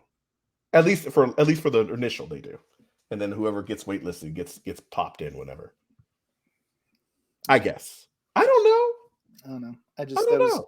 Those were some little moves to me, like that Brent Rooker. I don't know, fam. Wander Franco, I think should have been in there before him. Probably even Kyle Tucker should have been in there. But that Oakland one, I think it's legit. Brent Rooker, I think you have to have all 30 teams represented in the All-Star game. I think that's always been a rule. Which is fine. I understand that. But is Brent Rooker the best athletic we got? I think so. Oh my. I don't think. The Oakland A's are not very good. Okay. Because I think they have Washington has Josiah Gray, right? That's their. And I think that's who they're putting in there. That's it. Yeah. I mean, and he's doing pretty good this year. He's good enough. Yeah, but 3.41. That's okay. Yeah. I mean, team just sucks, right? 2 strikeouts. Yeah. That whole team sucks. They suck balls. So I mean, they got to throw a Washington player in there because in reality, you probably wouldn't make the team, but you have to throw everybody in there. Everybody has to be represented. Meanwhile, that's not really your all-stars. The Braves. Yeah, no, it's not. The Braves have 8 players on this motherfucker. Yeah. Well, so before we get into the National League, who do you think's gonna get the start? Out of all these? So we got Ohtani, we got Garrett Cole, Luis Castillo, Sonny Gray, Evaldi, Kevin Gausman. Unless he already pitched. Unless he's pitching. You think Garrett Cole's gonna get the start? If he doesn't already pitch right beforehand, I think he'll start. Okay. You don't think Ohtani's going to get the start? No, because I think his thumb is fucked up. He has a blister or some shit. Ohtani? Yeah. Oh, that's news to me. Yeah. He just because he got beat up a little bit in the Padres game. He got hit hard in the Padres game, but I think he has some blister on his hand or some shit. That's what it is. Okay. All right. So, I mean, I think Garrett Cole deserves it. Yeah, I think he's been pitching his ass off. Yeah. To me, it was between Garrett Cole and Ohtani getting the start. Yes, absolutely. It was between those two, and I believe Garrett Cole deserves it. I think he deserved it anyway. But I understand if they would start Ohtani. Yeah, that makes. You think they're going to let him hit? Oh yeah, well he's DH. Hitter. That's why I also thought maybe he'd get the start because he's the DH as well. And to have him hit and pitch in the same inning, that kind of shit. It's always dope. That's always cool shit ever. But nah. I think Cole deserves to start. He's been killing it. He's been killing it. Okay. All right, now we move on to the National League. Yes. So where the entire Braves roster is on the whole Braves roster. And to be honest with you, to be real, they could have probably added about 1 or 2 motherfuckers on there. and nobody would have batted an eye. Dead ass. They are the best. They are the best team. So kind of should be that way. Yeah. So for instance, what's Jorge? Because I will say this, just looking at catcher, I don't really know shit about Sean Murphy. Yeah. But in comparison, there has not really been a catcher in the American League that has lit the world on fire. No. You know what I mean? So Sean Murphy's killing. Fucking put whoever. Like Will Smith, I get.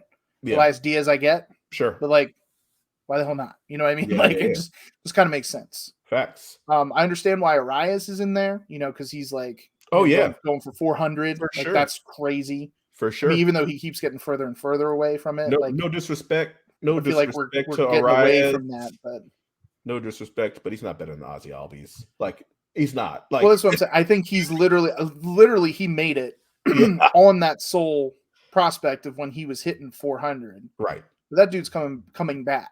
Yeah, quickly. He's coming back. Yeah. And so, don't get twisted. He can hit his ass off. He can. Yes. He's he reminds me of like a Starlin Castro. Yeah. Where the dude he may not hit like like 25. He like 30 home runs. Yeah. Definitely not going to do that. But he'll get you upper three, like a 300 plus average. Like that dude will not hit below 300. Yeah. For the season, he will not. No. Now Albies is crushing the ball though. Yeah, he's crushing. He's got all these fucking homers and shit. Yeah, he's crushing the ball, dude. Yeah. Like he probably should have started. I know why he didn't, but he probably should have started. Right. That's what I was saying. Like Arias, I get it, but yeah, he's impacted the game probably should more. Yeah. But that's neither here. And like Arenado, I understand. Yeah, because he's been having a good year. Now the Freddie Freeman Olsen argument I think is fascinating because Olsen has been fucking killing it. Like in June, he doesn't hit for average like fucking Freddie does. Like he doesn't. Yeah, like this dude almost has 30 home runs. This motherfucker has 30 home runs by the All-Star break. He probably will. He probably will.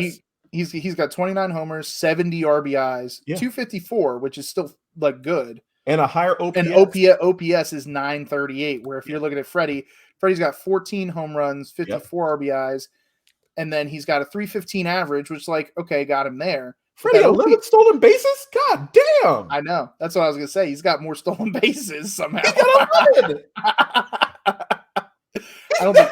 I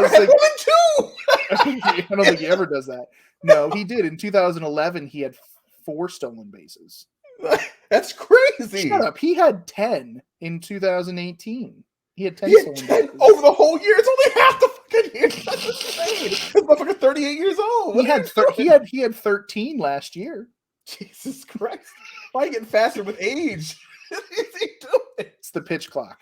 No shit. It's the pitch clock. God, that's what damn. I mean. You can see like when we're looking at these averages right now, though. You can see the effects. Oh yeah, these averages are going way up because now we're like now I'm looking at it and like okay, 254, that's really good. But then you're seeing like all these all-stars and they're above 300. You're like, oh, maybe 254 ain't that good anymore. Yeah. You know what I mean? Like it's a very interesting time because like before I would have been like, oh my god, 254, yeah, that's great. But then when you're comparing it to all these other people and you're like, oh shit, there's like a bunch of people over 300, you're like, ooh. So then you really look at those people that are hitting under 200 and you're like, what the hello, where are you? Why are you doing this? Are you playing baseball? It's crazy though, his OPS is higher than Freddie's. I didn't even realize that actually until just looking at it now.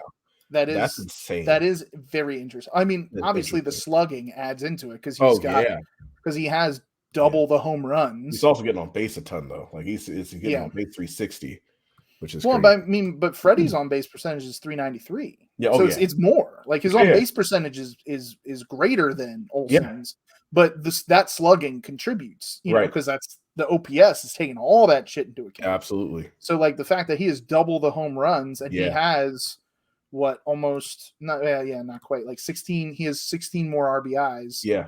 I mean, it's taking all that into account. It is. That's impressive. And I'm surprised I'm not surprised because again, it's shortstop. Like Dansby made the All-Star game. And if that's the second best shortstop in the NL.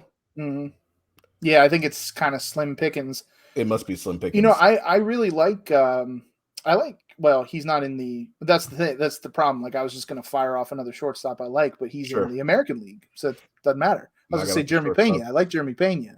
No, National League. But like Jeremy Pena, he's in the American League. Like I don't think in the National League there's a whole lot of dudes lighting the world on fire here. I got to look at this shit. I don't really know. Because I mean, like Arcia. like he's got pretty good numbers, but they're not like jumping out on the page of like, holy moly, you know what I mean? Like the 298 average is really good. Yeah. But like otherwise, it's just like okay. He's not. So then you look at Dansby. Dansby's got the 258 average, which is a solid 40 points below. Right. 10 homers, 36 RBIs to Orlando's 7 and 28 slash. Mm-hmm. Yeah, but Orlando missed.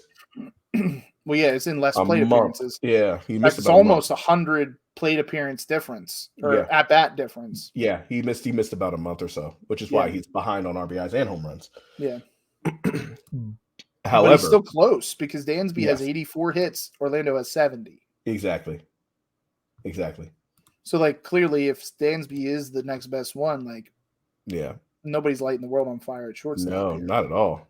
That's pretty wild. Well, shortstop is it's gone from the days of like A-Rod fucking hitting 50 home runs at shortstop and shit like that. Well, even that, like, what I'm curious of, because like we're talking about Tatis. Yeah, Trey Turner. Oh, Trey Turner sucks this year. Well, he has. So does Lindor. They all suck this year. Yeah, he hasn't had a good year.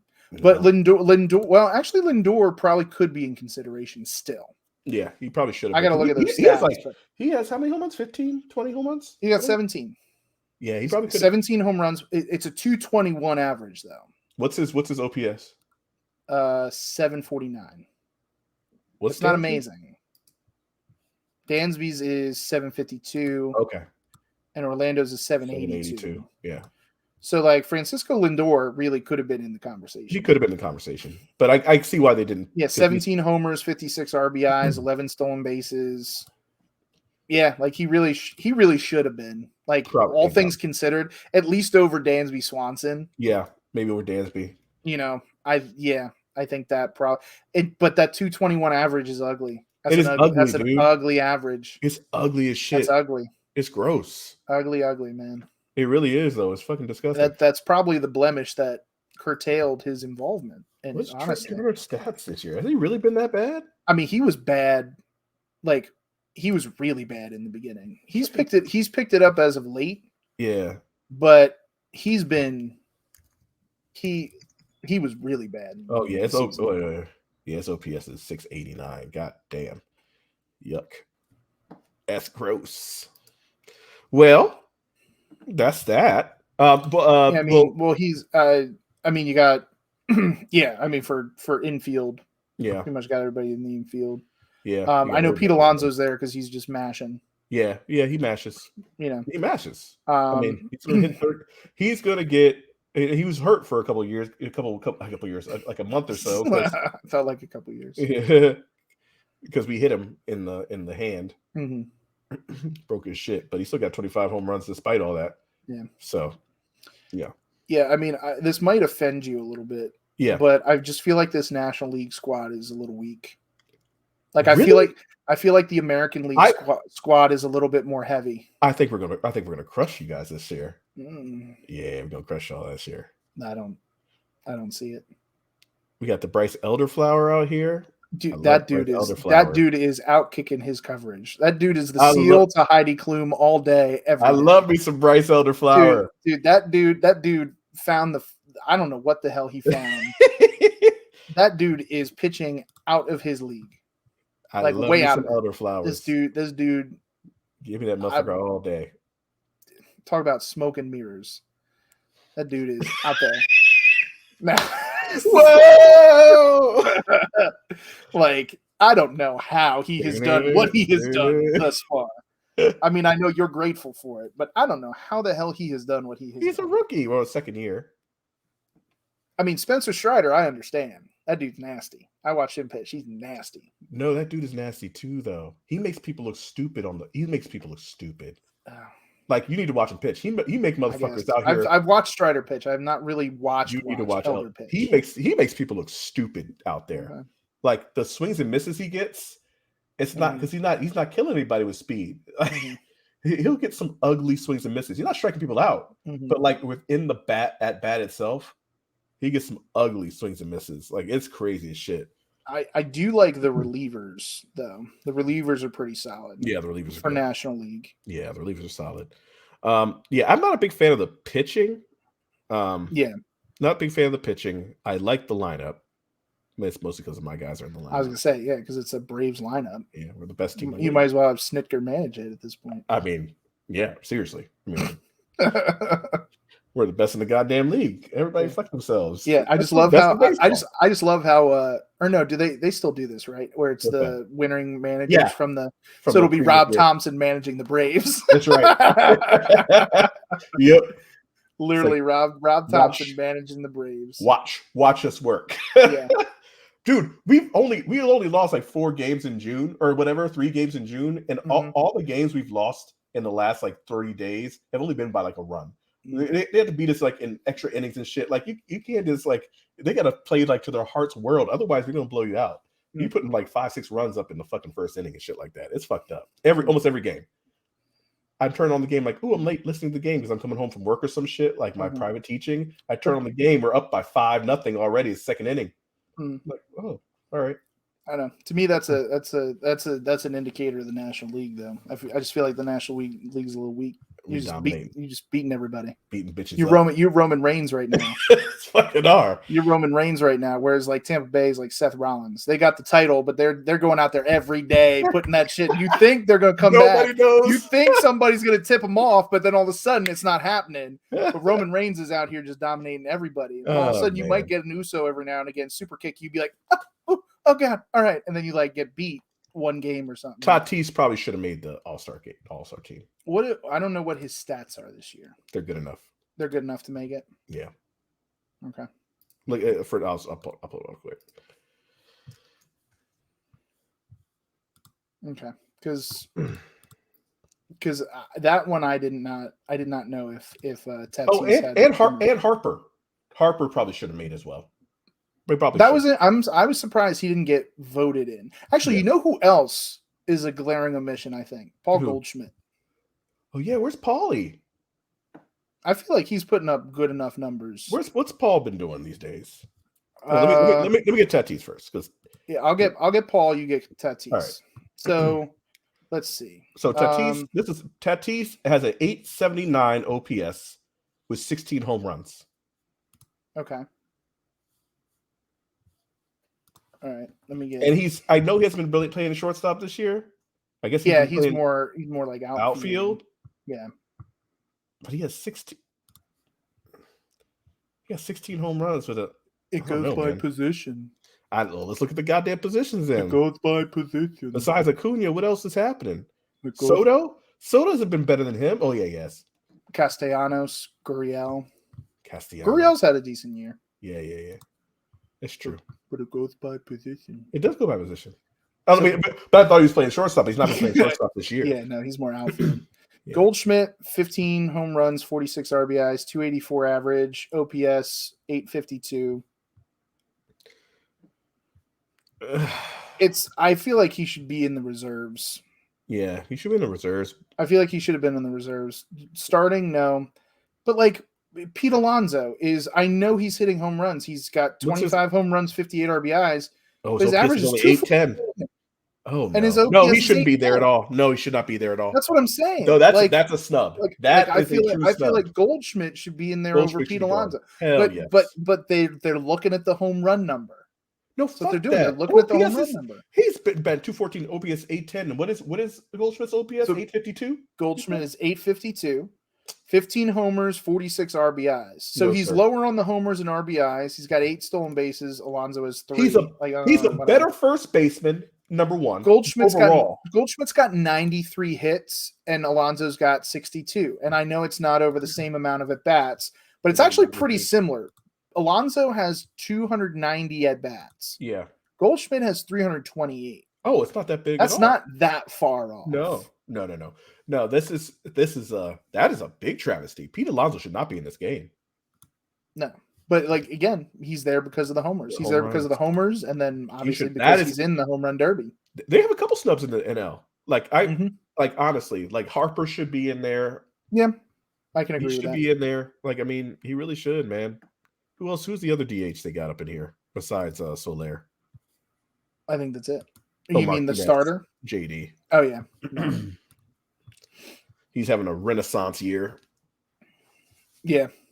Yeah, he's coming back. Yeah, he's coming back to his. But in reality, like, I don't know, man. Like, yeah, I don't know. We got a couple guys in the NL. I feel like they're more snubbed than in the AL per se. Yeah. I see that because I mean, you know who else would have been a decent addition? Who is the new guy on the Red Sox, that Yoshida? Oh, I feel like he would have been a decent DH. Let me look at his stats real quick here. Yeah. So he's 9 homers, 41 RBIs, average. That can't be right. It says .31. I'm assuming that's 310. OPS 861. So when you're looking at again, that fucking Brent Rooker, Jesus hell. Brent, yep, you got to put Brent in there. You got to put Brent in there. Got to be in there. Got to be in there. Who they got representing Boston? Boston, they got Kenley Jansen. Okay, Kenley. Which I think that's a solid choice. Yeah. I know Devers is having a down year, but he could have. But I think there's other guys in the infield playing better than him this year. Yeah, this year, it's too strong halfway through the year. Yeah. But I'm saying as far as DH goes, I think baseball needs to get over the fact that all 30 teams need to be represented, because if you don't have a player that's on your team that's good enough. But the thing is, they probably could have picked a pitcher or like a reliever or something, just to like slap him on there. The dude's not getting in the game, but they could have picked like the closer for the Athletics. Yeah. You know what I mean? Unless the dude has like a 6 ERA or something. I bet he does. But when you look at Brent Rooker, you know what I mean? Like I don't know. Yeah. I don't know. I find it hard to believe they couldn't find anybody else. Who's going to be the MVP? Well, I was going to say, who do you think is getting the start for the National League? Oh, start. Okay. Do you think one of your boys is getting it, or do you think Zach Gallen's getting it? I think Zach is probably going to get it. And if he doesn't, he's been pitching out of it. Like, and if Zach doesn't get it, Strider's going to get it. If Zach doesn't get it, Strider's going to get it. I mean, Strider's been mad good too. The Ks. I mean, it's just the strikeouts. Yeah, he's got 155. Although Gallen's got 120. Yeah, he's not like that far off. No, it's not far off. But none of these dudes, like either both of those guys, their ERA is not like, I hate to say it, but that Bryce Elder's ERA is ridiculous. But that's also because I think he's just fucking he found that 4-leaf clover. He's got the golden ticket. I mean, that dude, come on now. He's a beast. I'm telling you. When I'm watching pitch, I'm like, we're good. I'm gonna have to watch him. You got to watch him pitch. Yeah. Well, I mean, if you watch the All-Star Game, you'll see him probably. Not getting the start. Not getting the start. Although Stroman's had a decent little year here too. Sub 3 ERA, 2.96, 98 Ks. Yeah. Yeah, no, I think Strider might get it though. No, he's not. Stroman's not getting the start. But I appreciate. I'm glad. I mean, Stroman's been bouncing around too. Bouncing around like an asshole. Mm-hmm.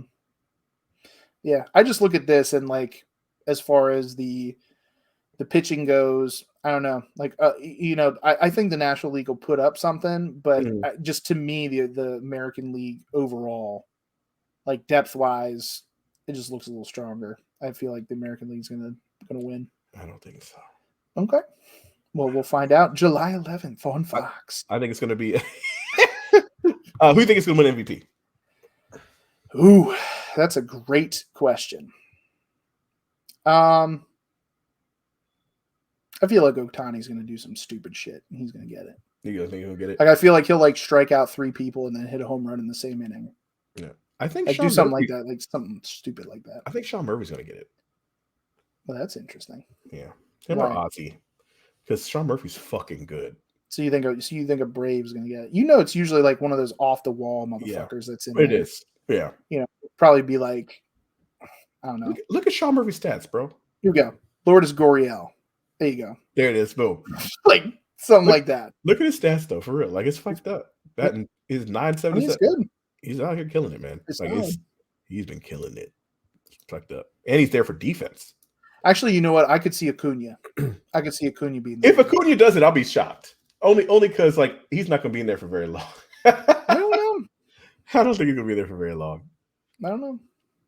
He's doing some crazy shit this year. He's doing crazy. The fact he already has 41 stolen bases.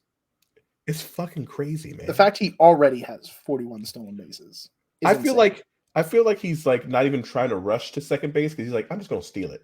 No, because he's timed it out. Because with the new pitch clock shit, he can walk to second base. He's smart as fuck. Yeah, he's smart as fuck. He's like, he knows how fast he is. Yes. So like, as soon as the pitcher even has the inkling to deliver to home, they have to, or else pitch clock violation this and like throwovers and stuff. Like exactly. It only works to those guys' advantage to steal those bases. So like, and he is taking advantage of it the most. I mean, if he doesn't have 100 stolen bases, what's the record? What's the record? What did Ricky have? Ricky's got to have something. Yeah. What was the record? Most. What was the record he had for that for in the season? Most stolen bases in a single season.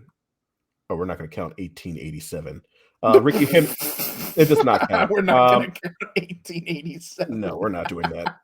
130 by Ricky Henderson. 130. He's not going to catch it. He's not going to get 130. He'll never get 130. I could see it. No. On this day. Before them was Lou Brock. I could see it. Lou Brock. Oh. Yeah. And before them, Billy. And good old Billy Hamilton. Oh, Billy. What did he have? Wait, is that another? Is that Billy? Is it a different 91? No. Billy Hamilton's a time traveler. Shut the fuck up. Is this for real? Billy Hamilton from 1891? It's not the Billy Hamilton we're thinking of. Holy no. Not the one that's still trying to play. That's crazy. Dude, the Billy Hamilton of now is only 32 years old. Just to let you know. That's crazy. I didn't think he was only 32. We're not counting the 1800s, bro. We're not doing this. We're not doing this because that shit does not count. Is that wrong with me to say?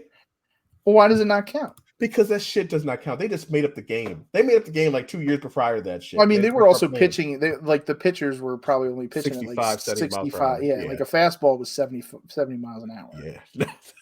So like that shit was still in the air, and somebody's probably at second base. Yeah, like, they didn't really figure out the rules just yet. We're not doing that shit. I'm sorry. I'm looking at all these teams discrediting Billy Hamilton's grandfather. Sorry. Or great grandfather.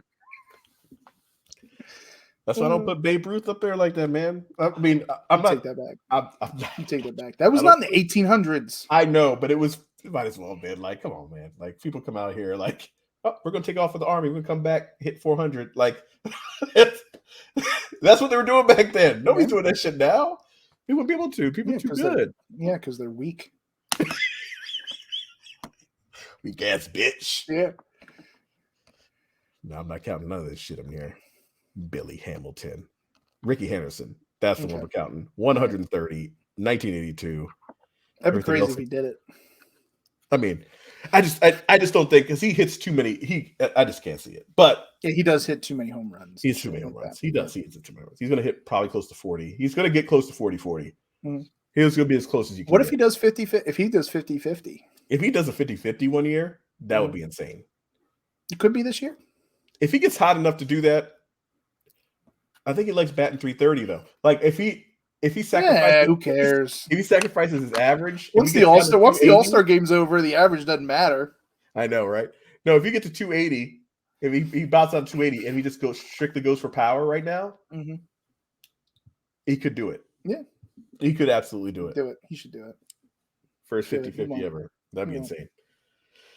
Well, that's coming up on next Tuesday. This Tuesday, the 11th. Yeah. 11th, yep. And so I will be in Nashville, but I'm still going to pop a spot at a bar. Try to peek it. Try to peek out the home run derby and that. We didn't talk about the home run derby. Not yet. But it's getting late. It's getting late. It's getting about that time. Well, just out of the guys who are in it, we got Luis Robert, Adley Rutschman, Pete Alonso, Julio Rodriguez, Mookie Betts, Vlad Guerrero, Adolis Garcia, Randy Arozarena. That's the field. Let me get the bracket out. All right, it's Luis Robert, Adley Rutschman. First matchup. I just need to get the bracket, bitch. Don't be weird. No, I'm talking not to you. I like. Oh, I thought you were talking to me. I was like, no, I like you excuse a lot. me.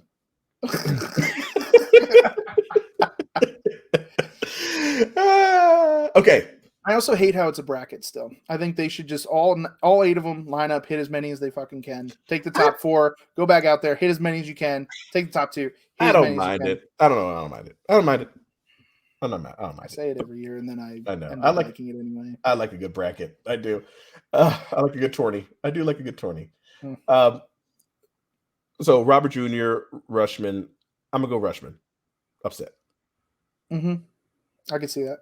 I'm gonna go a Rosarania. Rena. I can't spell his name right. Randy. Randy makes you Randy. I'm gonna go Vlad over Mookie. Yeah. And I'm gonna go Pete over Mm-hmm. Julio. Yeah. Yeah, I agree. I think, if I want to be real about it, I think Lonzo's gonna win this shit again. Like, I mean, if I'm gonna be real with it, I think Alonso's gonna win again. I think it's gonna be a Reyna and Alonso at the end, or Guerrero if Guerrero pulls up the upset. Well, no, yeah, I was gonna say Guerrero would have to beat Alonso. Yeah, that's what I said. Or Guerrero beats. That was my pick this year. Guerrero is gonna be the pick for me. You think he's gonna go ahead and upset Alonso? So. I think so. It's possible. I think Guerrero's gonna do it all this year. It's possible. It's possible. Yeah. I have a Rosarena going to the final. To the final. You know what? I'm gonna say Rutschman goes to the final. Okay. I'm just gonna be crazy like that. Ooh. Be crazy. No seeds. Guerrero, Rutschman, Guerrero takes it. All right. There you go. Picks done. Done. Boom. See? Didn't take that long. All right. This episode took that long. The episode did take that long. I mean, it's funny because we're like, oh, this is going to be a short episode. We just got this to talk about. We only have like 2 things to talk about, but we got a lot to talk about. We stretched today. Yeah, we stretched out. And this is what happens, though, right? Because we didn't really talk about any of the shit beforehand. So now we're like, talking. Once we get into it, we actually talk about it. We're not talking. So there it is. Yep. All right. But go ahead and start. Yeah. Well, because we got one more, maybe 2 more things to talk about here, and that is the show that is being put on in conjunction with High Tension Wrestling by Wild LLC. That is on August the 12th in Brooklawn, New Jersey. We are talking about the Midsummer Nightmare pro wrestling tragedy that is happening. Again, Saturday, August the 12th, Brooklawn, American Legion, Post 72. Is over in Brooklawn, New Jersey. A hop, skip, and a jump right over that little Delaware River from Philadelphia, so it's very close. Tickets are on sale now. Make sure you hit up the High Tension shop at www.hightencionshtw.com/shop, or you can find us on all social media at High Tension HTW, and you'll find the ticket links from there. You'll see posts about it. We're going to keep announcing matches and things, which we just announced one of our big matches for this. They put together, courtesy of CFU, one of our good friends, CFU, Masha Slamovich versus Brittany Blake. So that will be a banger of a match there. So you don't want to miss out on some Masha Slamovich, Brittany Blake action at the Midsummer Nightmare. And plus a lot of other things we got in store. So tickets are on sale now. Make sure you get them before they are all gone. So it's on Saturday, August the 12th. It is coming up very soon. So again, follow us on social media at High Tension HTW across the board. And we're even talking about Threads now. We didn't even talk about Threads, how Threads is a thing. Oh, Threads. Twitter competition of Threads. Yeah. I don't know what prompted it, but Marcus Zuckerberg's like, people don't like Twitter. I'm going to come out with my own version. And guess what? High Tension Wrestling is on it as well at High Tension HTW across the board on all social medias, including Threads. So find us on there if you have not done so as well. Thread my needle over there too. Hey, there you go. Thread it right through there. You can find us there. Obviously, you can find me across social media at Maestro A. Scott.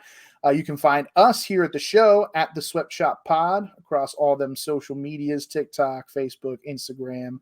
The old bird. I'll call Twitter the old bird from now on. The old bird. So you can find us there, and then you can find my boy over here, Sweats at E Jacob Music across the board on all social media there. And then we got some fun things in store for you the next couple weeks here as far as the sweatshop goes, and then hopefully we'll see you guys at the show on August 12th too, in person, Brooklawn. So, all right. No. Rest in peace, Draws. Oh my gosh! Rest yes. in peace, Draws. I forgot about that. That's all right. I didn't forget. Can't forget about. Oh, I got to put it up. Right. There we go. Just so little homie. There we go. Rest in peace, Draws. You lasted longer than I thought you did. Thought you would, man. I mean, to be honest with you, I know it's sad to say, but like, he really did. Like, I mean, I thought he was gonna be gone long before this, but he lasted a long time. Remember, we saw him at the one convention. Yeah, he's still nice dude. Nice guy. Nice dude. Super nice. Yeah, it was an unfortunate situation. It was where that that power bomb that went wrong, or Sky High that went wrong with D'Lo and everything. Yep. I think it was a running power bomb that was. Oh, that's what it was. Yeah, something like that. Yeah. Well, so it's a shame, but R.I.P. Weird fun fact: he was one of my favorite action figures growing up. Like he was like my main eventer. He was my main eventer. He's gonna puke. Yeah, he's gonna puke. Yeah, I loved it. Loved it. Oh man! So, rest in peace. Rest in peace, Draws. All right, guys. From me and the Maestro, we are closing up shop. He's gonna puke. He's gonna puke.